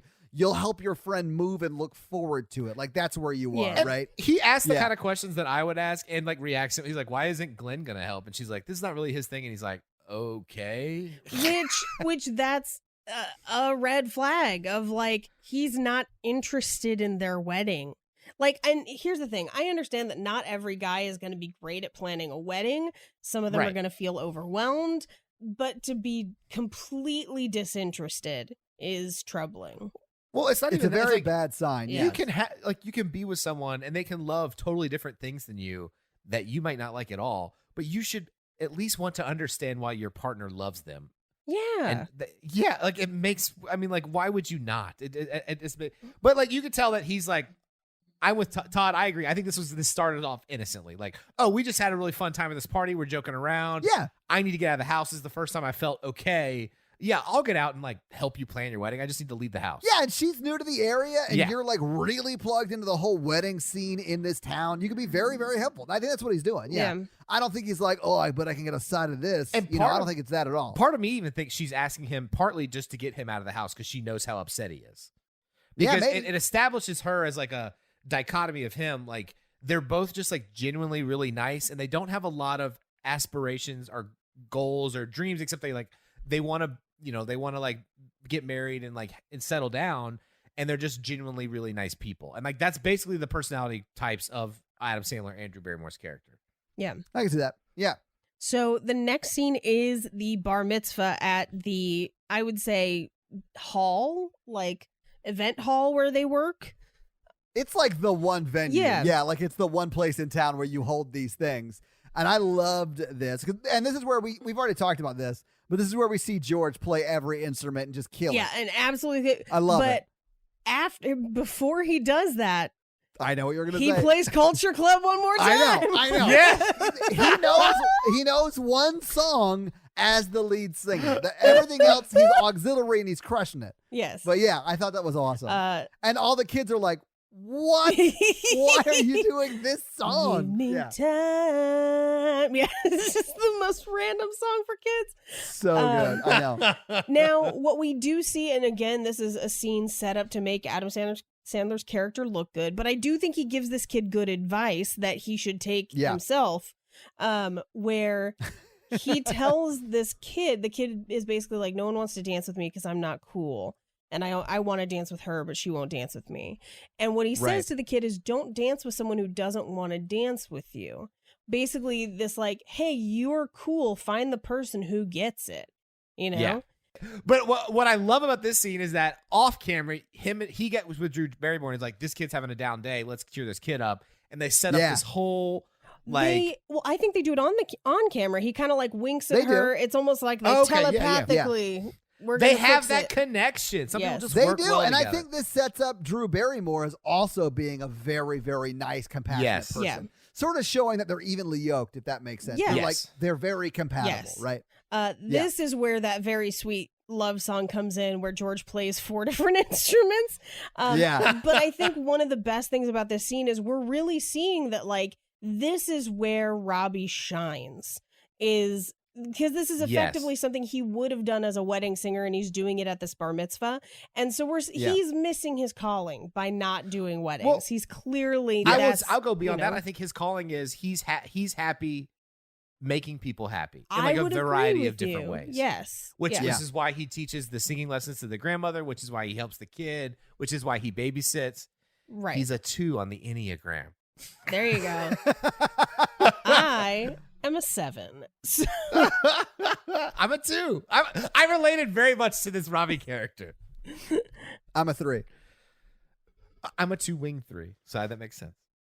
Yeah. Mm-hmm. Well, you can only wing, the Next 2 to you. that are next Yeah. to you, Mhm. right? Yeah. So, so like they make eye contact. Drew Barrymore is like, I'm gonna he's like, we're gonna have this very lovely Julia pick a nice young man to dance with, and she goes around all the cool kids and goes straight to the kid who's so like, like sobbing in the corner because no one will dance with him, and picks him up and dances with him, and it's a very sweet scene until the groping starts. Until all the groping yeah. starts, and I have some thoughts about this. I hated that they added because I feel like Yes. it ruins the whole scene. It does. I mean, it's cute once it gets to the old people, but the fact that it starts with like sexual assault or Right. harassment at least, because Yeah. there's no consent, and he just goes in for it, and nobody's like, "Hey, that's not okay. You should." Yeah, nobody Right. is You teaching know? this 14-year-old that it's not okay to molest an adult woman or any woman for that matter. Right. That is a bit problematic for me. And yeah. there's a grandpa in the my brain says audience, but the wedding attendees that sees the molestation and is like high five, like as Yeah. if to cement into our psyche, this is okay. Like it's And this would have been just as funny if he would have tried to grab Drew Barrymore's ass, and Robbie got on the mic and was like, "Hey, buddy, hands up on the hands waist." where I can see him. Yeah. Right. Which would have been funny, and he would have been embarrassed. Yeah. He's like, "It's okay. Leave room for And the and then it Holy would have moved Spirit. on. Yeah. But instead, the whole bar mitzvah is all touching each other's butts, and I was like, "Wow, this was a really sweet scene that was kind of nuanced." And they just ruined it they just blew all of that on this joke. Yeah. Mm-hmm. I think that's another one of those things that is sort of the time because it was 98. Yeah. Yeah. But it does not hold up great. No. Right. Yeah. The next scene we get into is essentially kind of a compilation of scenes where Julia and Robbie are planning Julia's wedding. And they're clearly having a good time. They're like haggling with the photographer. This is where the photographer thinks that they're getting married. And they're like, no, we're brother Yeah. and sister. And Drew Barrymore Right. bites Adam Sandler. Yes. So Yes, he pulls that's a- her hair, And then like, she used to get full real- on bites him. Yeah. It's so funny. Like it oh man. And you can just tell they're having a great time. And their chemistry definitely comes across, and they do like a few more movies because of how good this movie does with their chemistry. Right. yeah. But you're like, man, they're so compatible. You as the audience is like, it's right in front of you. Yeah. Well, it ends, I mean, this kind of grouping of scenes of them like testing cakes and all, or I guess that's kind of after, this is more the photography one, ends Like, with, there's like a montage. yeah, ends with them watching John Lovitz, who is I love the, this it's scene. This scene is so great. He's the other wedding singer in town. He reminds me of Richard Cheese in Lounge Against the Machine. Yes. Yes. He even looks like him. It's He does. Yeah. wild. It's so good. It's so great. And he's a total creep and super weird. And he's kind of making fun of Robbie for getting out of the business. Yes. And Yeah. he's just kind of being a dick about it. And Drew Barrymore stands up for him and is like, well, now I'm hiring a DJ. Screw Yeah. you. Oh, but Paige, I don't think a DJ can move like this. Chaka Khan. Just John Lovitz oozing sexuality with an open shirt, like really the grossest thing you could picture is what we're watching. It's amazing. Well, and and I love John Lovitz for doing it. It's visual and attitude. It's the combination of both. I'm a Yeah. super huge John Lovitz fan, by the way. Like, The Critic is like one of the best shows ever made. Yes. Way ahead of its time, too. Yes, super way ahead of its time. It pioneered the cutaway. Yeah. We could get into it sometime. They Mikey. need We to. should- That's yeah. the one cartoon like adult show they need to bring back. Like, it was like 20 years before its time. Agreed. So Sorry, that you can cut that out, but I feel very strongly. I just don't feel like John Lovitz is recognized as funny as he is. true. I really like, there's a scene of him in, I think it's A League of Their Own, where he picks them up at the train station and he's like, see, around here, the train moves, not the station. Like, he's like trying to get them to go in. He's a total asshole. Yeah. He's so good at doing that kind of shit, though. Like, he's so solid. Acting. So. Oh, but Ugh. this scene goes into there's a guitar, and she asks him what you're really passionate about. Drew Barrymore asks him what he's really Yeah. He's like, And I he's love. like, well, I like to write songs. Yeah. And she's like, well, show me a song you wrote. He's like, I have one that I wrote recently, but I wrote half of it before she left me at the altar and then half afterwards. Yeah, And, it's a bad idea. I should not play it for you. and he's like, I'm super embarrassed by it. Here's this one scene could have turned the tide for Drew Barrymore's character as far as her being a three-dimensional character, because all that needed to happen was for her to say, what are you passionate about? And he's like, oh, it's nothing. What are you passionate about? Yeah, exactly. But he doesn't. But he doesn't. Instead, he plays her this song. Which is amazing. It's so funny. And it takes it so immediately to 11 that it catches you off guard. And that's what makes it so hilarious. Yeah, because the verse part is like just like a strum and him singing words super slowly. And then the chorus is like brutal. Yeah, it's just pain. And that's just, it's just so much pain. And he's yelling at the woman who let him at the altar. And the next verse is back low again, but he's still like dealing with the pain. But basically, and then the last chorus is him like begging for you to shoot him. Like it is so funny. So insane. I love it so much. It is so good. And he's like kind of laughing as he sings it because he knows how ridiculous it is. And it cuts to her, and you can just tell she's like, I love this vulnerability. I'm falling in love with him. Well, like that's a good scene. Yeah, I did think it was a little classless of her to be like, play something you know. My favorite is the cutaway we get of John Lovitz after that's just, he's losing his mind and I'm reaping all the benefits. Yeah. Yes, it made me laugh so much. So this...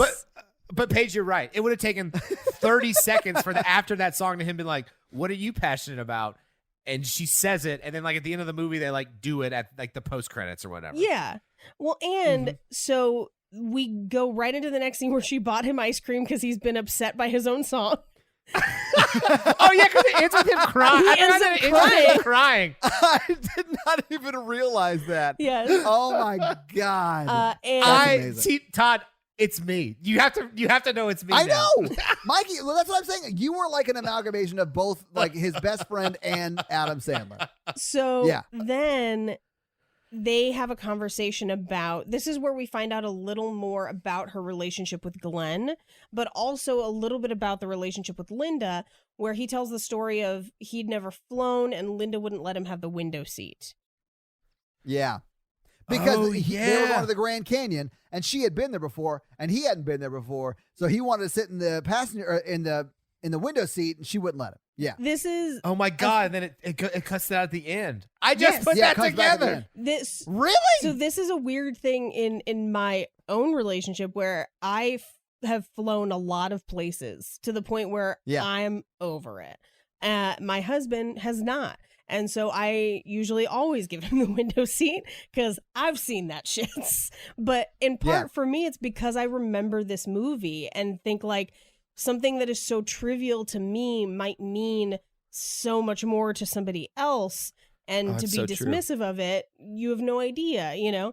And this is also where we get Julia's kind of thesis statement of the movie where she wants to marry someone I can see myself growing old with. And then she follows that up with, and Glenn will be a really good looking older man. Yeah. And I was like, I think you missed the point. That's her mom talking. Yeah. And this is where we get into that second montage of them planning the wedding, where they're cake tasting, they're trying on dresses. Yeah, Paige, I have a question about this. So, and forgive me, like I've never been dress shopping for a wedding dress. I'm sure that's true, but when you did that, did you bring all your friends and have them try on the dresses? Well, so usually when you do it, you often bring at least your mom, and if you have any sisters or anything like that. Also, if you've got like a close aunt or a grandmother. Usually it's like the ladies in your family. Some people also choose to bring their bridesmaids and have them try on bridesmaids' dresses at the time. I have a funny dating story about this. How do you have a dating story about trying on wedding dresses? I just started dating this girl. I think we're like a couple of dates in. She like goes with her friend wedding dress shopping. Okay. She sends me a picture of her in a wedding dress. She looks gorgeous. I make the joke. We've only Oh no, Mikey. I know where this is going. We've only gone on 2 dates. Why are you trying to get so serious? Oh, Hilarious. Mikey. That cascades into breakup. It's amazing you didn't foresee that coming Well, already. no, Mikey's defense, you don't send a picture of yourself in a wedding dress to a guy that you've been on 2 to 3 dates with. I don't know, man. It sounded like she was looking pretty banging. She looked really. Yeah. Is hot a degrading word? I mean, she looked great. Right. Still, there is weight to that dress and that symbolism. I don't know. It is. I thought it was a weird move myself, and that's why I Yeah. kind of used the joke to let's diffuse with Yeah. humor. Well, and here's the thing: if I had gotten that text, I would have been like, "I know, I'll put it on layaway." I would have made a joke back, but that's also because I understand that that's a crazy thing to send to somebody. Hey, Mike. Hey, Paige, will you do me a favor? We need to have you start punching up Mikey's texts before he I sends them love to these doing women that. he's dating. I That'd be great. my favorite thing ever is when people let me talk to other people on dating apps for them because I Oh, I love doing crush that too. it. I have gotten no joke. I had a roommate for like 2 years after I moved back from San Diego, largely because I didn't want to live alone because I was sad. And I literally ran his Bumble profile, and I would talk to these women, and I would write Post-it notes about what we had talked about, and I would give them to him before he went on the date. Part of me thinks that's terrible, but part of me, I think that's funny. See, the problem with worked. me is I can't resist a joke.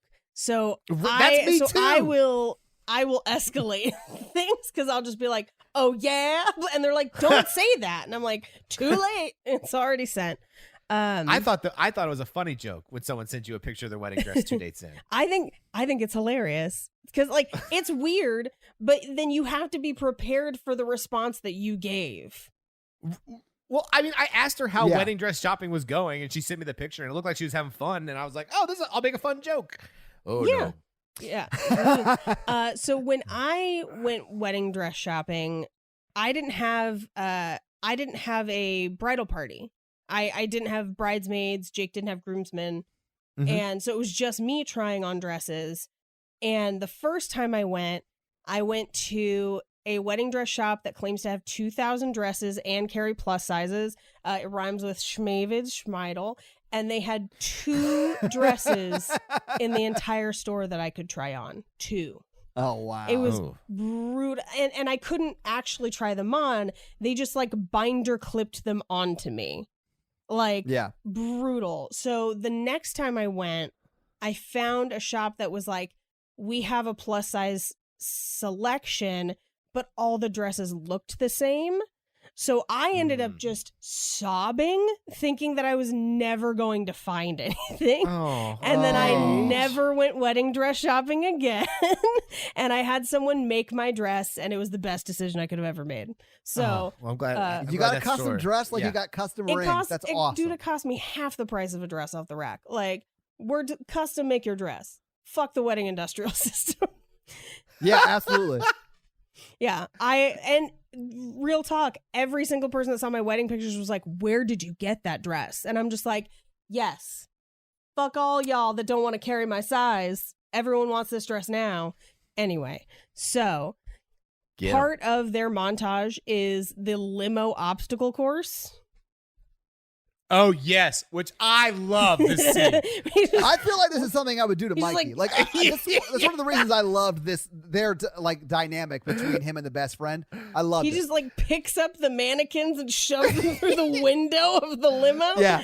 And then Drew Barrymore was like, "Is this necessary?" And he's like, "No, he's the only limo driver in town." This is just really funny. And then he's like, "But you ran over." He's like, "You ran over as two he's throwing the coats." things, as he's throwing the mannequins in the back seat, he's like, "You're running out of time." And he zooms up and parks, and then he goes, "You ran over some cones, man. They could have been a Yeah, he guest." said 2 cones. He's like, Yeah, it's like and a then 10 he, second delay. He's like, they weren't guests, they're cones.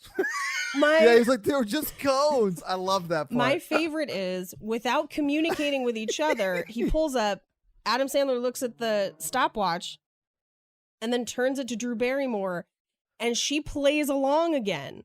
So it's again Yes. partners in crime of like, we're making pranks on people, you know, like Yep.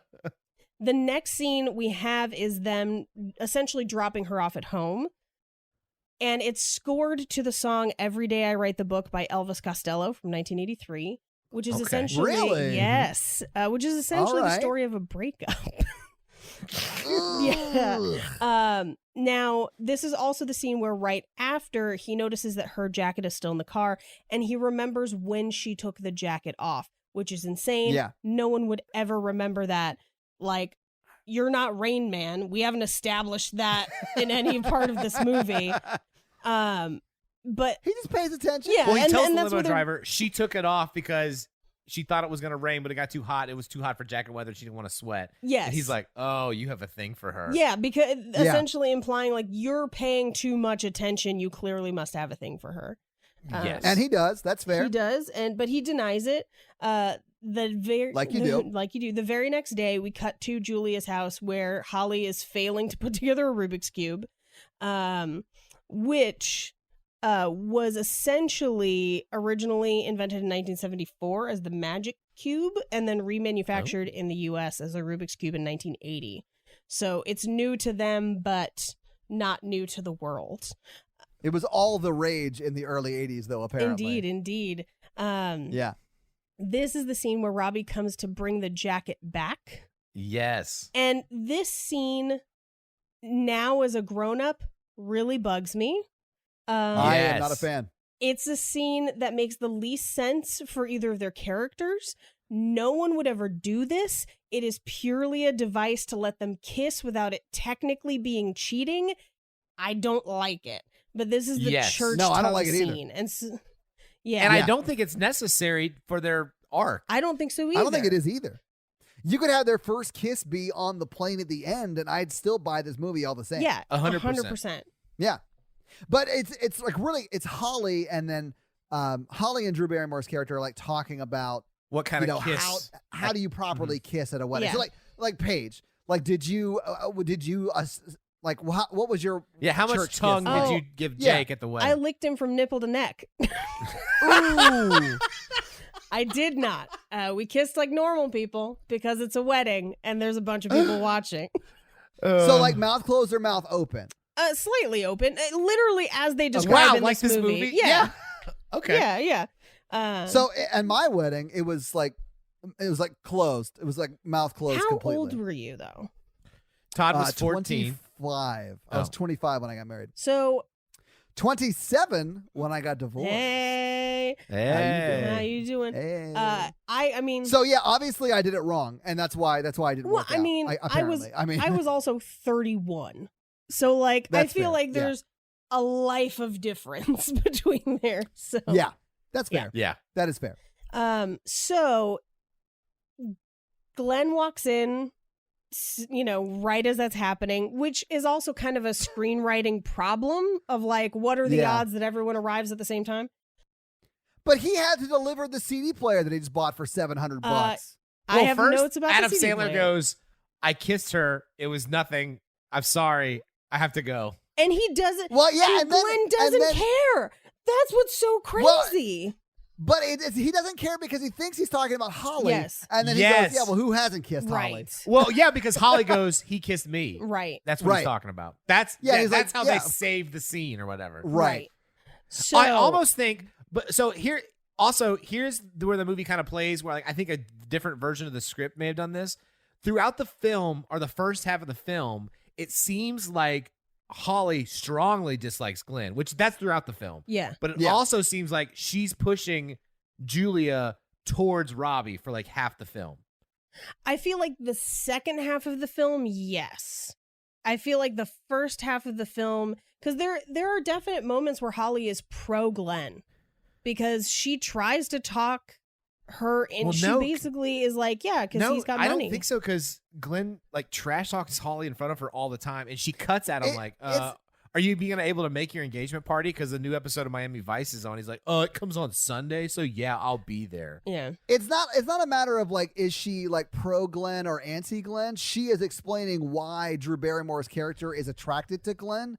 And it's because the money and security aspect. Well, of it. that's. But I mean, like in this scene, Yeah. I felt like she was tricking Drew Barrymore to kiss Robbie because she knew they were a good couple from the montages. The only reason I don't think that's the case is because she goes out on the date with Robbie after and actually tries to get in his pants. That's what I think. I was like, is this like a different version of the script? Because at that point, when she's like, I want to go on a date with him, I was like, where's this coming from? It seems like she wants them to get together. Yeah. Leading up to this point. Yeah, that makes sense. So about For your next rewatch, I want those thoughts. That's your homework. for sure. About the CD player. So between 1983 and 1985, approximately 900,000 CD players were sold. But they ranged in price from as low as $19.99, which was a very, very low end one, to about $1,000. Most were in the $700 to $800 range. Current price would put them around, like, it, if they were the same price today, accounting for inflation, it's at about $2,300. And that is from a Spin magazine article from 1985 called Compact Discs, The Sound of the Future.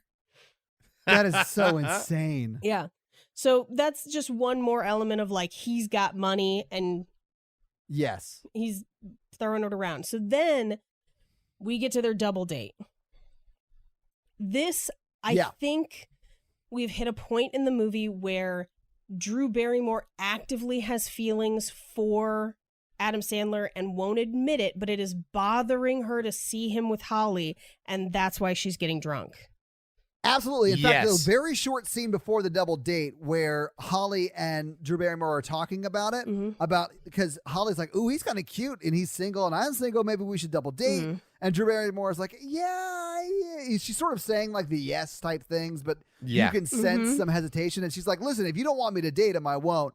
And then she's like, no, it's fine because that's what you're supposed to say when you're going to marry someone else, would have a crush on somebody. Which is And what she's she like, even said. She's good, like, oh, it's I'm going to fine. do it. Yeah. Yeah.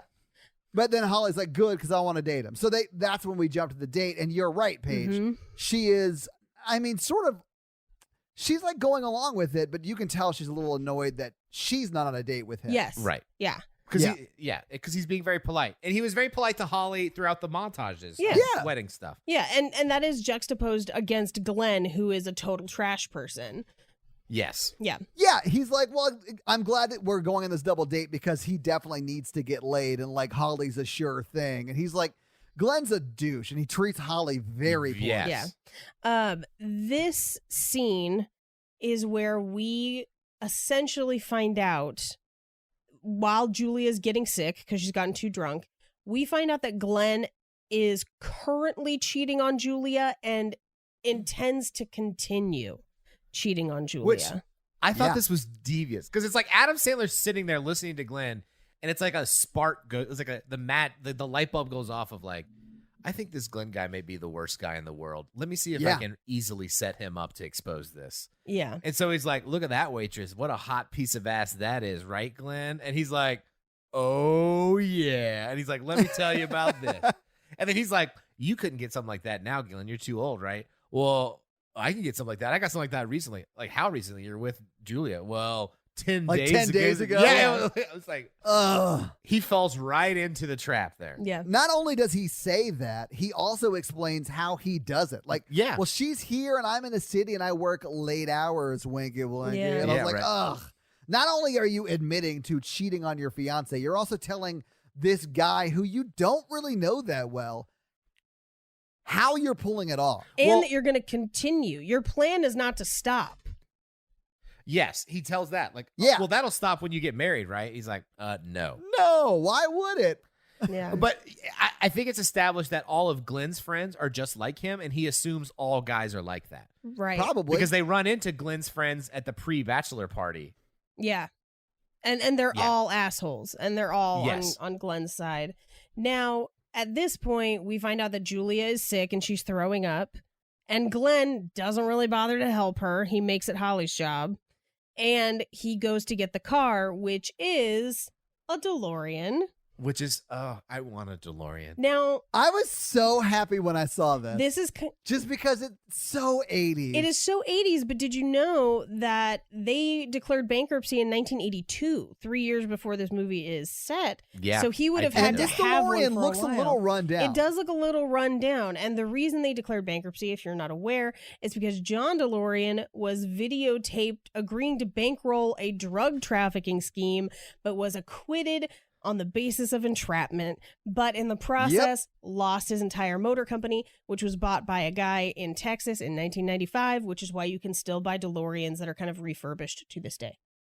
Yeah. There you Oh, go. I really want one.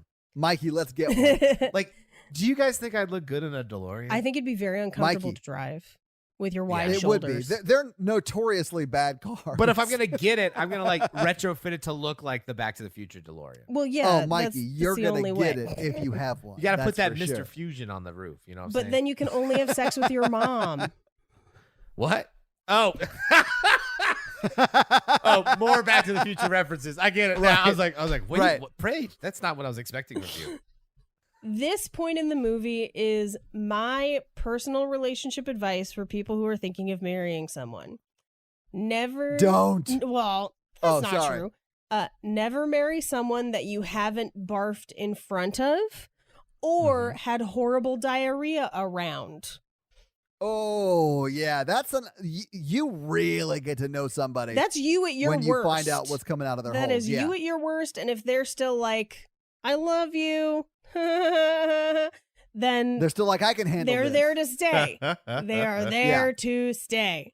So that's my 2 cents to you. Never marry someone you haven't thrown up in front of. Hey, Mikey, did you feel like Holly was trying a little bit too hard on this date to let Adam Sandler's character know she was super interested in him physically? Did you notice any of that stuff? I think it's fine if you're gonna send clear signals. I don't think there's anything wrong with that. I Okay. think that and they don't explore this enough with Holly. They don't really give her the bandwidth of character to explore Right. it. I think what they're trying to set up is the idea that her interactions with men are first and foremost sexual, and that's Yes. just Yeah. how she relates to people, and that's how she sees her worth in this world, Which is terrible. it's reductive for sure, and I feel like there's a little bit, there's a different way to approach it and a little bit more grounded of a version of this that you could have given her as a character, that essentially it could go one of two ways. It could go, her self-esteem is low and this is how she boosts it because she is very upset when he turns her down. Or you could go the complete other way where she is unbridled from social mores and kind of loves herself and is just upfront with people. And I feel like I sort of saw her as just like a very sex positive, very like she owns her sexuality kind of person. I don't but think they- because of that, Yeah. Glenn and other men hate her. yeah. Well, I don't think they go far enough in either direction, like what Paige is talking Yes, about. I think they if straddle went- the line. Yeah, which I think is like a 90s thing. Yeah. And then like I think if they were able to go like to a completely sex positive point, it would have been a good juxtaposition for like the kind of chemistry that Drew Barrymore and Adam Sandler's characters have, which is like their senses of humors and they're helping people. They all match up, and like that's their big attraction. Yeah, because like it has is not that been stuff. physical yet for them, Right. really at and all. it doesn't, and it won't be Yeah. until the end. And then like have her being like, "I'm really attracted to you. You're really attracted to me. I bet we'd have really great sex." And like that's a really great thing to base a relationship on, and like have that be like he's like, well, that's one thing, but that's not everything. Like that could have been another moment where it could have Yeah. gone a little deeper, I think. Yeah. But, and I think there's, timing and budget. Like I'm sure there's 50 more scenes we could add to this movie that would fix the Basically, problems this for 2020 scene- America, but Plays off of the cheap one-liners of like she's wanting to sleep with people, and then she wants to sleep with him, and then him saying no is how she finds out he has a thing for Julia. yeah. Right. Mm-hmm.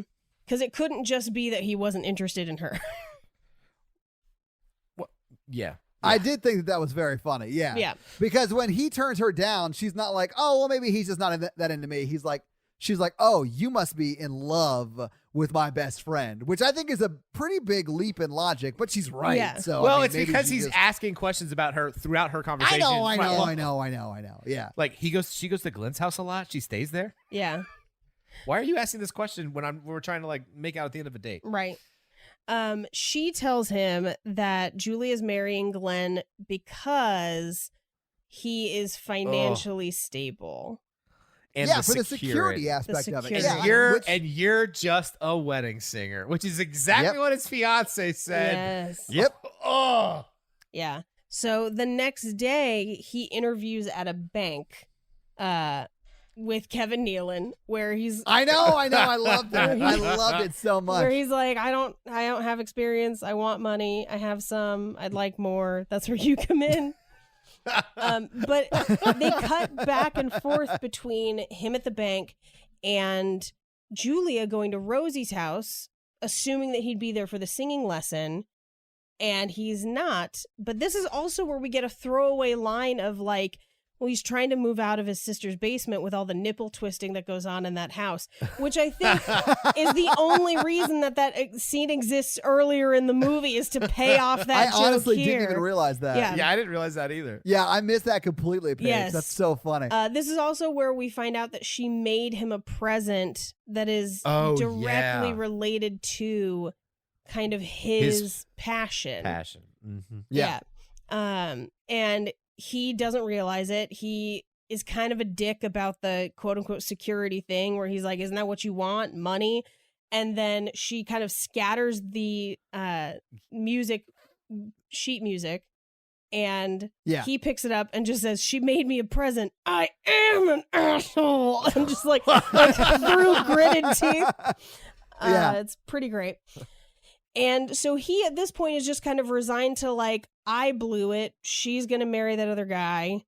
And so he is out drinking with his friends at a bar where they have what I think is a pretty great conversation, considering the rest of this movie, about male relationships. I really like, Yeah. because the whole time you're like, why are they friends? And this implies that their friendship is built off of moments like this. Yeah. Yeah, and this is the conversation where I was like, oh, I think I've had this conversation with Mikey before. And I'm pretty sure I was dressed like Michael Jackson. I'd bet dollars to donuts. we at least know I was wearing a leather jacket and layers. Like, I can confirm that part of it. Just tear off track pants, jeans, tuxedo pants, 4 pairs of shoes, 3 hats. Yeah, exactly. Because the whole movie establishes that Adam Sandler doesn't really like hanging out like with people like Glenn. So like, why is he hanging out with the limo driver? Right. And you find out that the limo driver is mostly just all talk at this point. Yeah. Yeah, he's honestly a really good dude. He's just very he's all talk, like you were saying. Right. Yeah. But what we see here is 2 male friends having a real conversation about their feelings. Yes. In this crazy movie, they do take time to like, hey, we have feelings, they are valid. And sometimes I present something other than my feelings, but here's how I really feel. Mm-hmm. So, fun fact, the bartender is the screenwriter.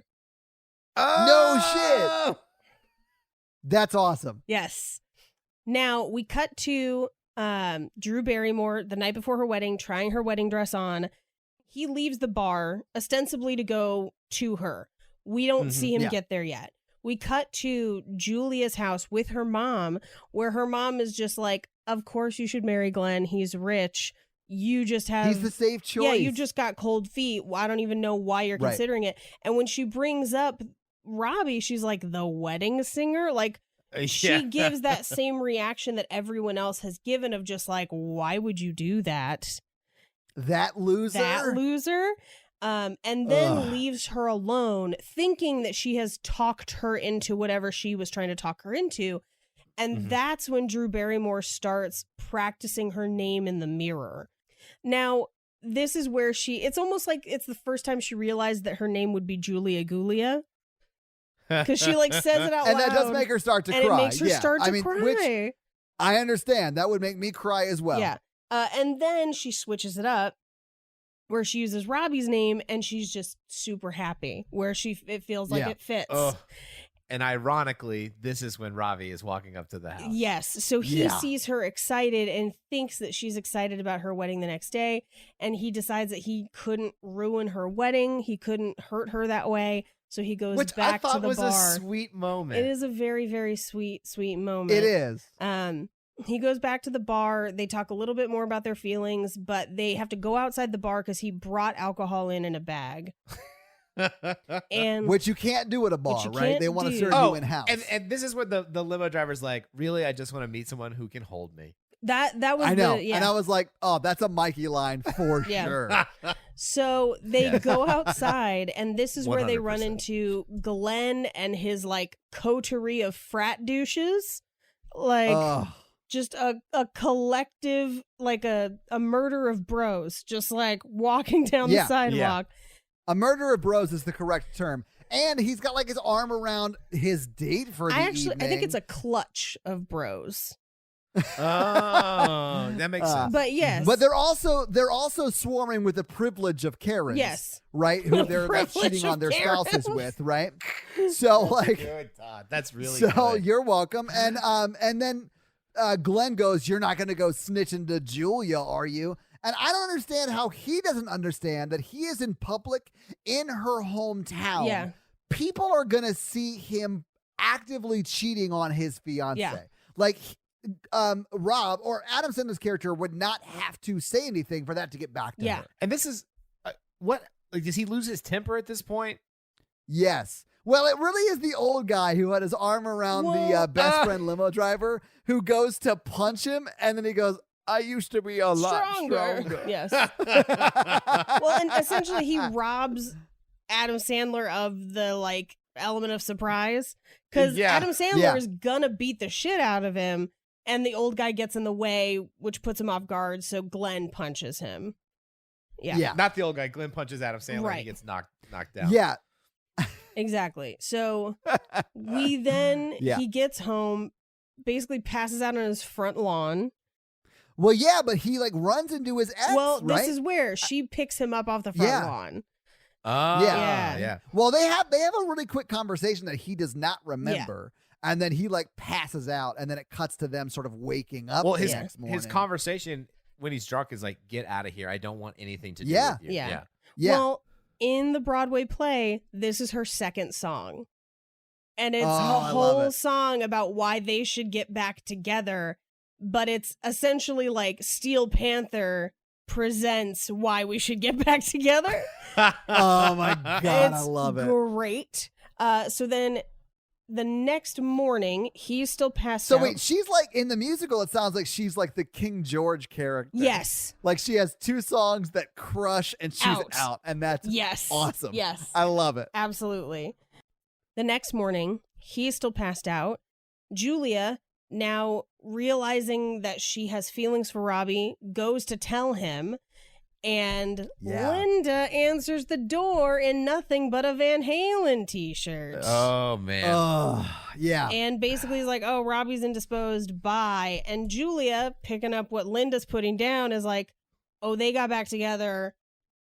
I'm fucked, basically. It's a Right. sign. It's a sign. It's a I'll just sign. leave. I'll Right. just leave. Could you just tell him that I stopped by? And then Linda goes, yeah, I'll tell him, Which Jennifer, I whatever. felt all this was unnecessary. You know what I mean? Like I was like, this is a little too much. Well, this is the part that gets into the like Shakespearean farce aspect of like. Yeah, you got to have your Yeah. Romeo and Juliet type-ish moment, right? Fine. Yeah, Okay, I'll yeah, go yeah. with you on this. So I did like how we'll get there.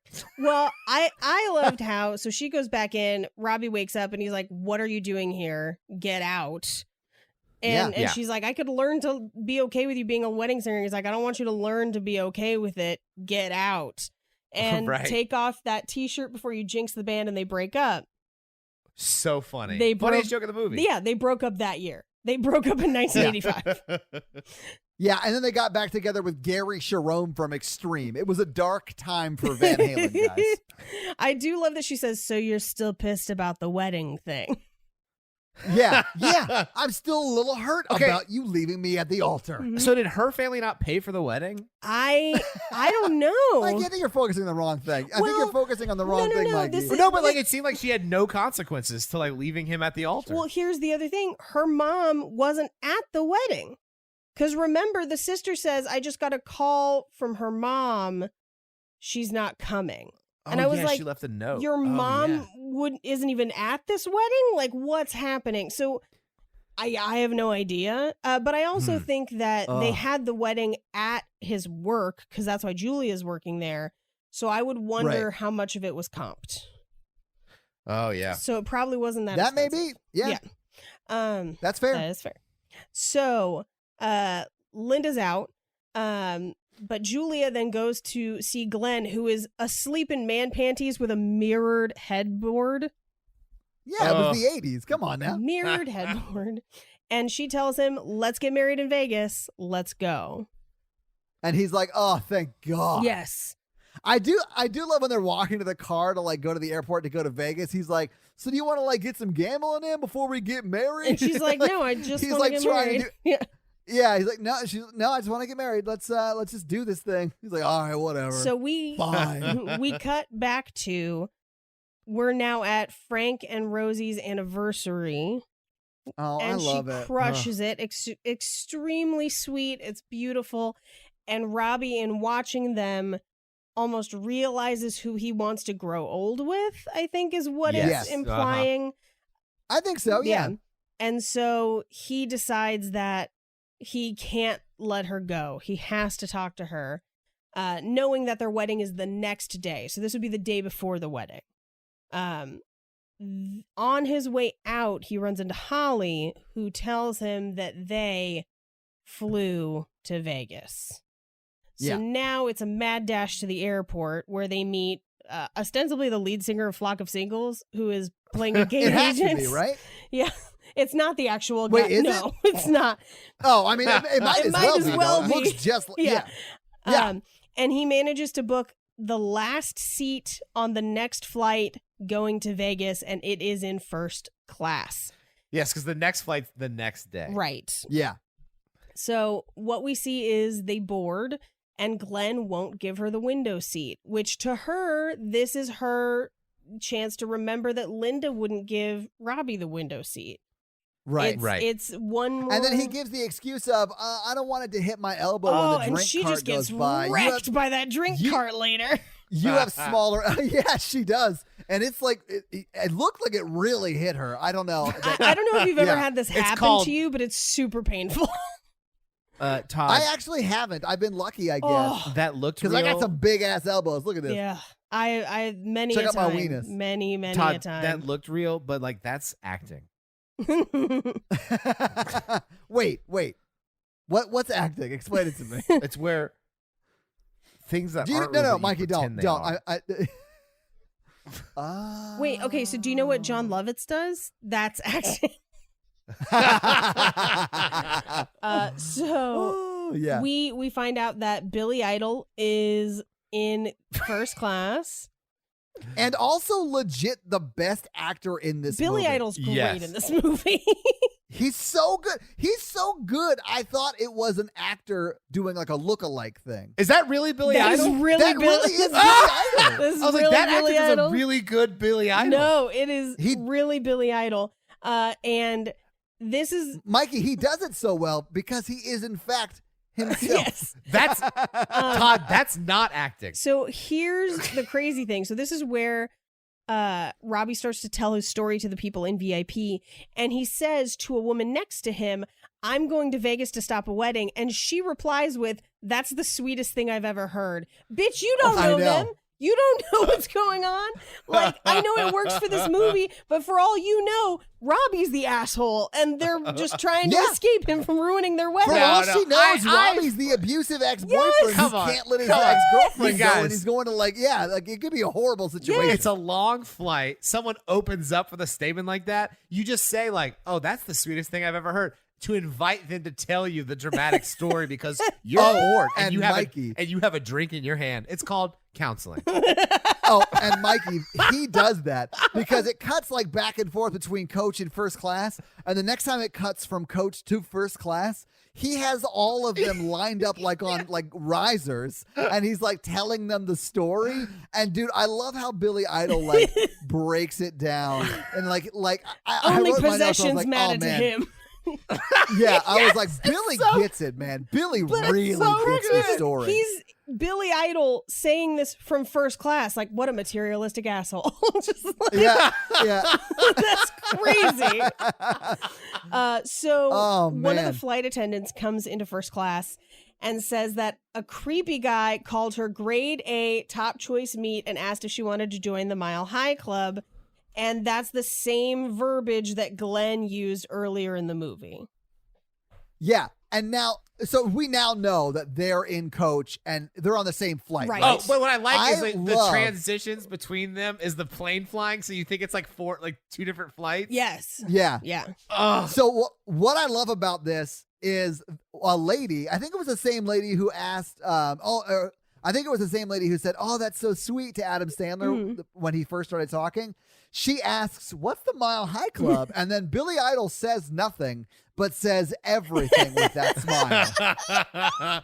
It is amazing. Another great Billy Idol moment is when Adam Sandler goes, peeks in the curtain, comes back, and he's like, "This is the flight. They're on this flight." Billy Idol's like, "No."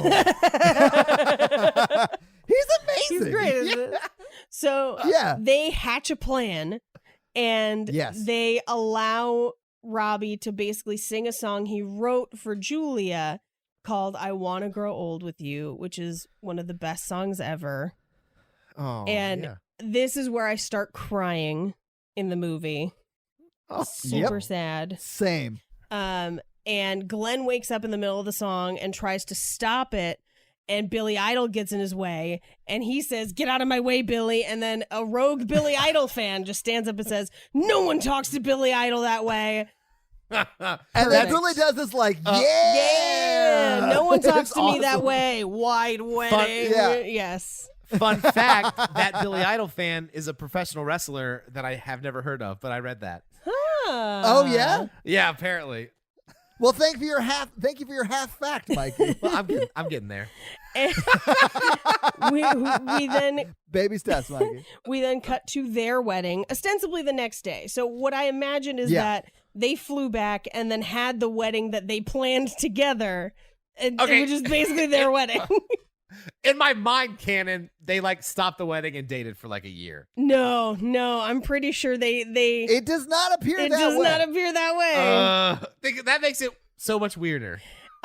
This is when we Mikey, get into when you like know, you know. whether or not they're going to be together or not after. I think this is going to come into play. So this, Yeah, it is for me too, because I thought about that too. babe. yeah. So this is also where Steve Buscemi is the wedding singer. I loved it. And I love Steve Buscemi that's so much. the end of the movie. Now, Yes, it is. do you want me to break down some of the costs of what this Yes. wedding probably cost? Yes. Yes, I want absolutely this do. right now. Okay. So, according to an article in Fortune magazine published July 22nd, 1985, the average cost of a wedding reception was a little bit over $6,000, which is a lot, but not nearly as much as it is now. I'm worried about that adjusted for inflation. Yeah, so sit-down receptions could cost up to $150 per guest, which is wild. Like, that's a pretty hefty sum. And designer wedding dresses could go for $10,000 or more, which is true, but that's not the norm. Your average wedding dress at the time was about $300 to $400. Flower displays were a few thousand. That hasn't really changed much. Photography and videography was about $800. That is considerably more expensive now. Yeah. Now, But she got a really good deal. yeah, here's the thing. So a lot of these costs were new at the time because the wedding industrial complex as it stands today really kind of started in the late 70s, early 80s. The reason I know this is because my parents got married in 1982, and I've actually sat down and interviewed both of them about their wedding only a few years prior to when this film is set. And they were kind of a rarity among their friends for having a big wedding. And if you want to know how crazy inflation is, they spent close to the same amount I did for my wedding in 2019. But here's the comparison. They had a church ceremony for 500 people with a reception for Jesus. 300 with a full sit-down dinner and cake and a band in a local Italian restaurant. So they basically rented out the entire restaurant and they, cleared out the freezers and stuff basically for that wedding. That cost about the same as I had a ceremony and a reception for 100 people with a buffet and a really great DJ in a theme hotel. So Wow. that's how crazy inflation is and how expensive weddings have gotten over time. It's about 2 to 3 times the cost these days. So if you need proof as to whether Reagan fucked up America's economy or not, or if trickle-down economics works or not, the answer is no, and that proves it. And I think this is actually something that's pretty uniquely cultural, where weddings were kind of a church and family thing for a long time. They weren't the huge events that we see now, and people saw a market to make them that huge event. And so this is where all the businesses around weddings start to really kind of up their pricing in a way where it's like, if you want to, keep up with the Joneses, you buy this dress, you buy this, you go to this venue, you have to pay for this kind of dinner. All of these things that are not a requirement, but are just societally pushed upon people, which then drives this giant industry that's suffering very badly during coronavirus. I'm sure, yeah. Now, as far as the house where his sister and brother-in-law live, and ostensibly, if they were to buy a house together, a house in Ridgefield, New Jersey right now is approximately $500,000 to $600,000.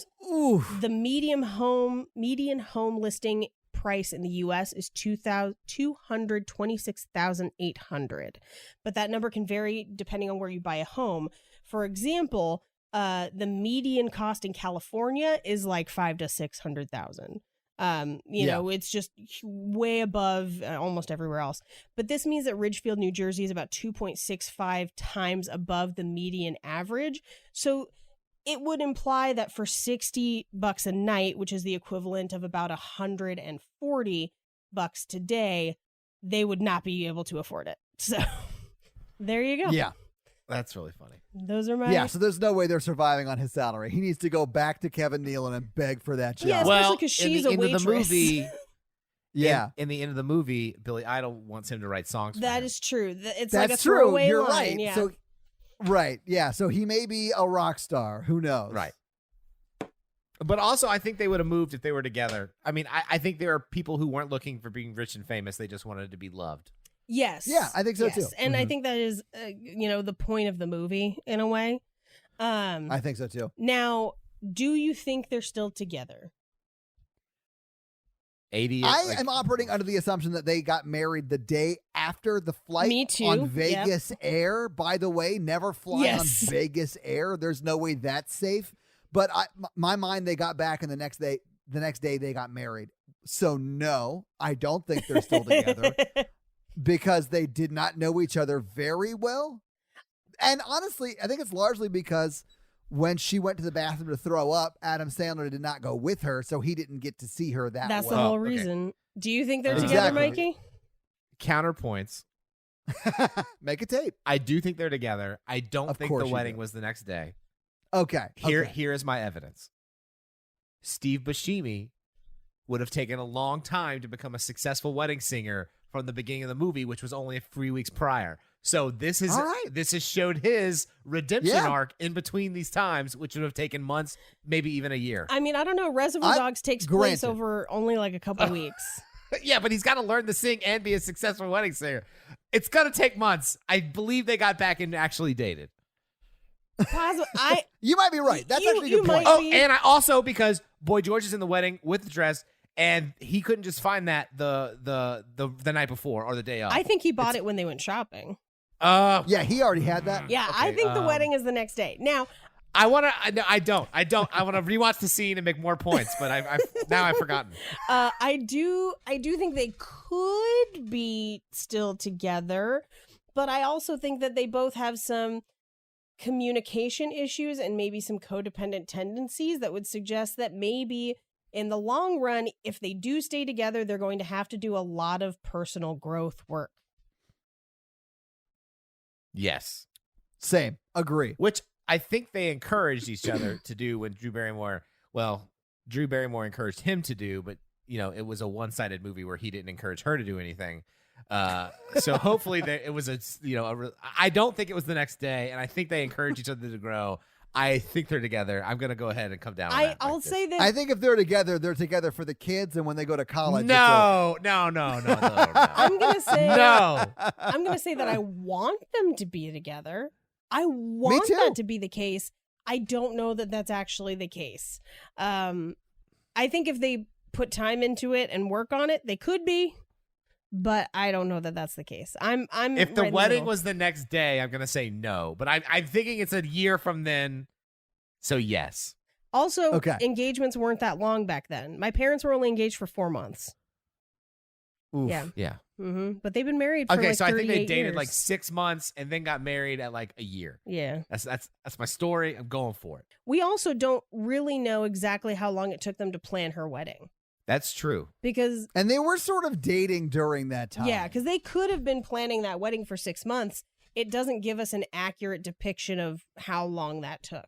All right, so let's talk box office. Yes. I know all the numbers, so you have to skip me. Oh, okay. Do you? Yeah. So what do you know, I Paige? don't. I did not look at it.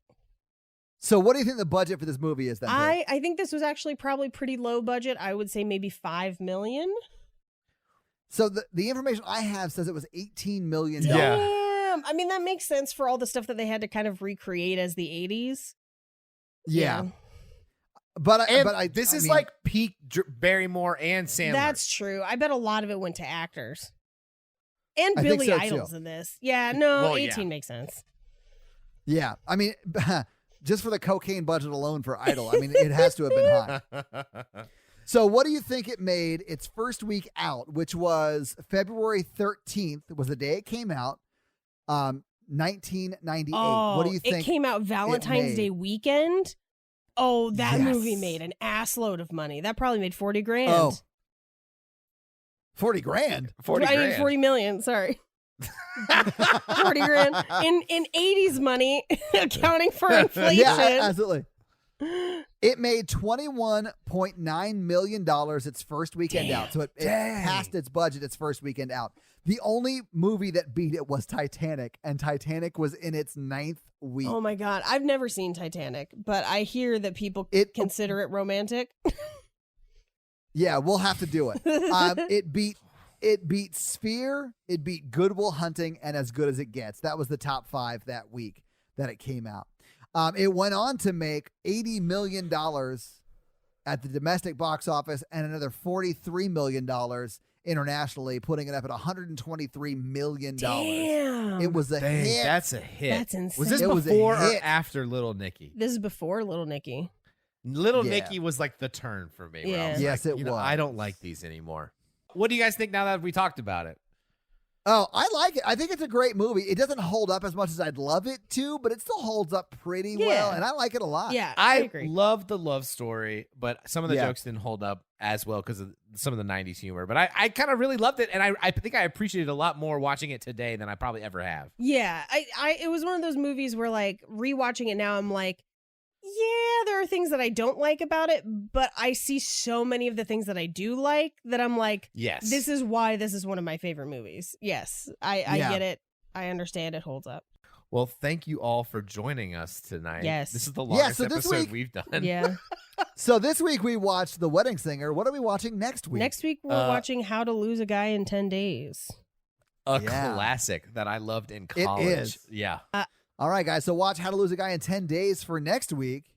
So if you want to follow Mikey, well, I guess all of us, you can listen to the horror version podcast because Paige has been on that as well. I guess, right? Hello. What? I'm here too. Is that the case? I don't know what's happening. So guys, check it out there. We are and Mikey is also on that show as well. Paige is also on another awesome podcast called Cult Podcast. Yes, It's amazing. thank you. It you is. can follow us at Cult Podcast on Twitter, at Cult Podcast Show on Instagram. And if you want to follow us all individually, please do so. Mikey is at mrandolph24. I am at Todd J Awesome, and Paige is at Paige Wesley. Except for on Instagram, she's at Rampage Wesley because someone took the name. Yeah, Oh, same man. with TikTok. So I'm at Rampage Wesley on TikTok too. So Twitter, I'm Okay. at Oh, Paige nice. Wesley, and then I'm like Okay. at Rampage Wesley everywhere else. And this show Okay, has cool. socials. Yes, you could follow this show at Romancing the Pod Show on all social media platforms. All right, guys, we'll see you next week. Yes. Have a great week. Bye. Bye. La la la la la la la la la la la la la.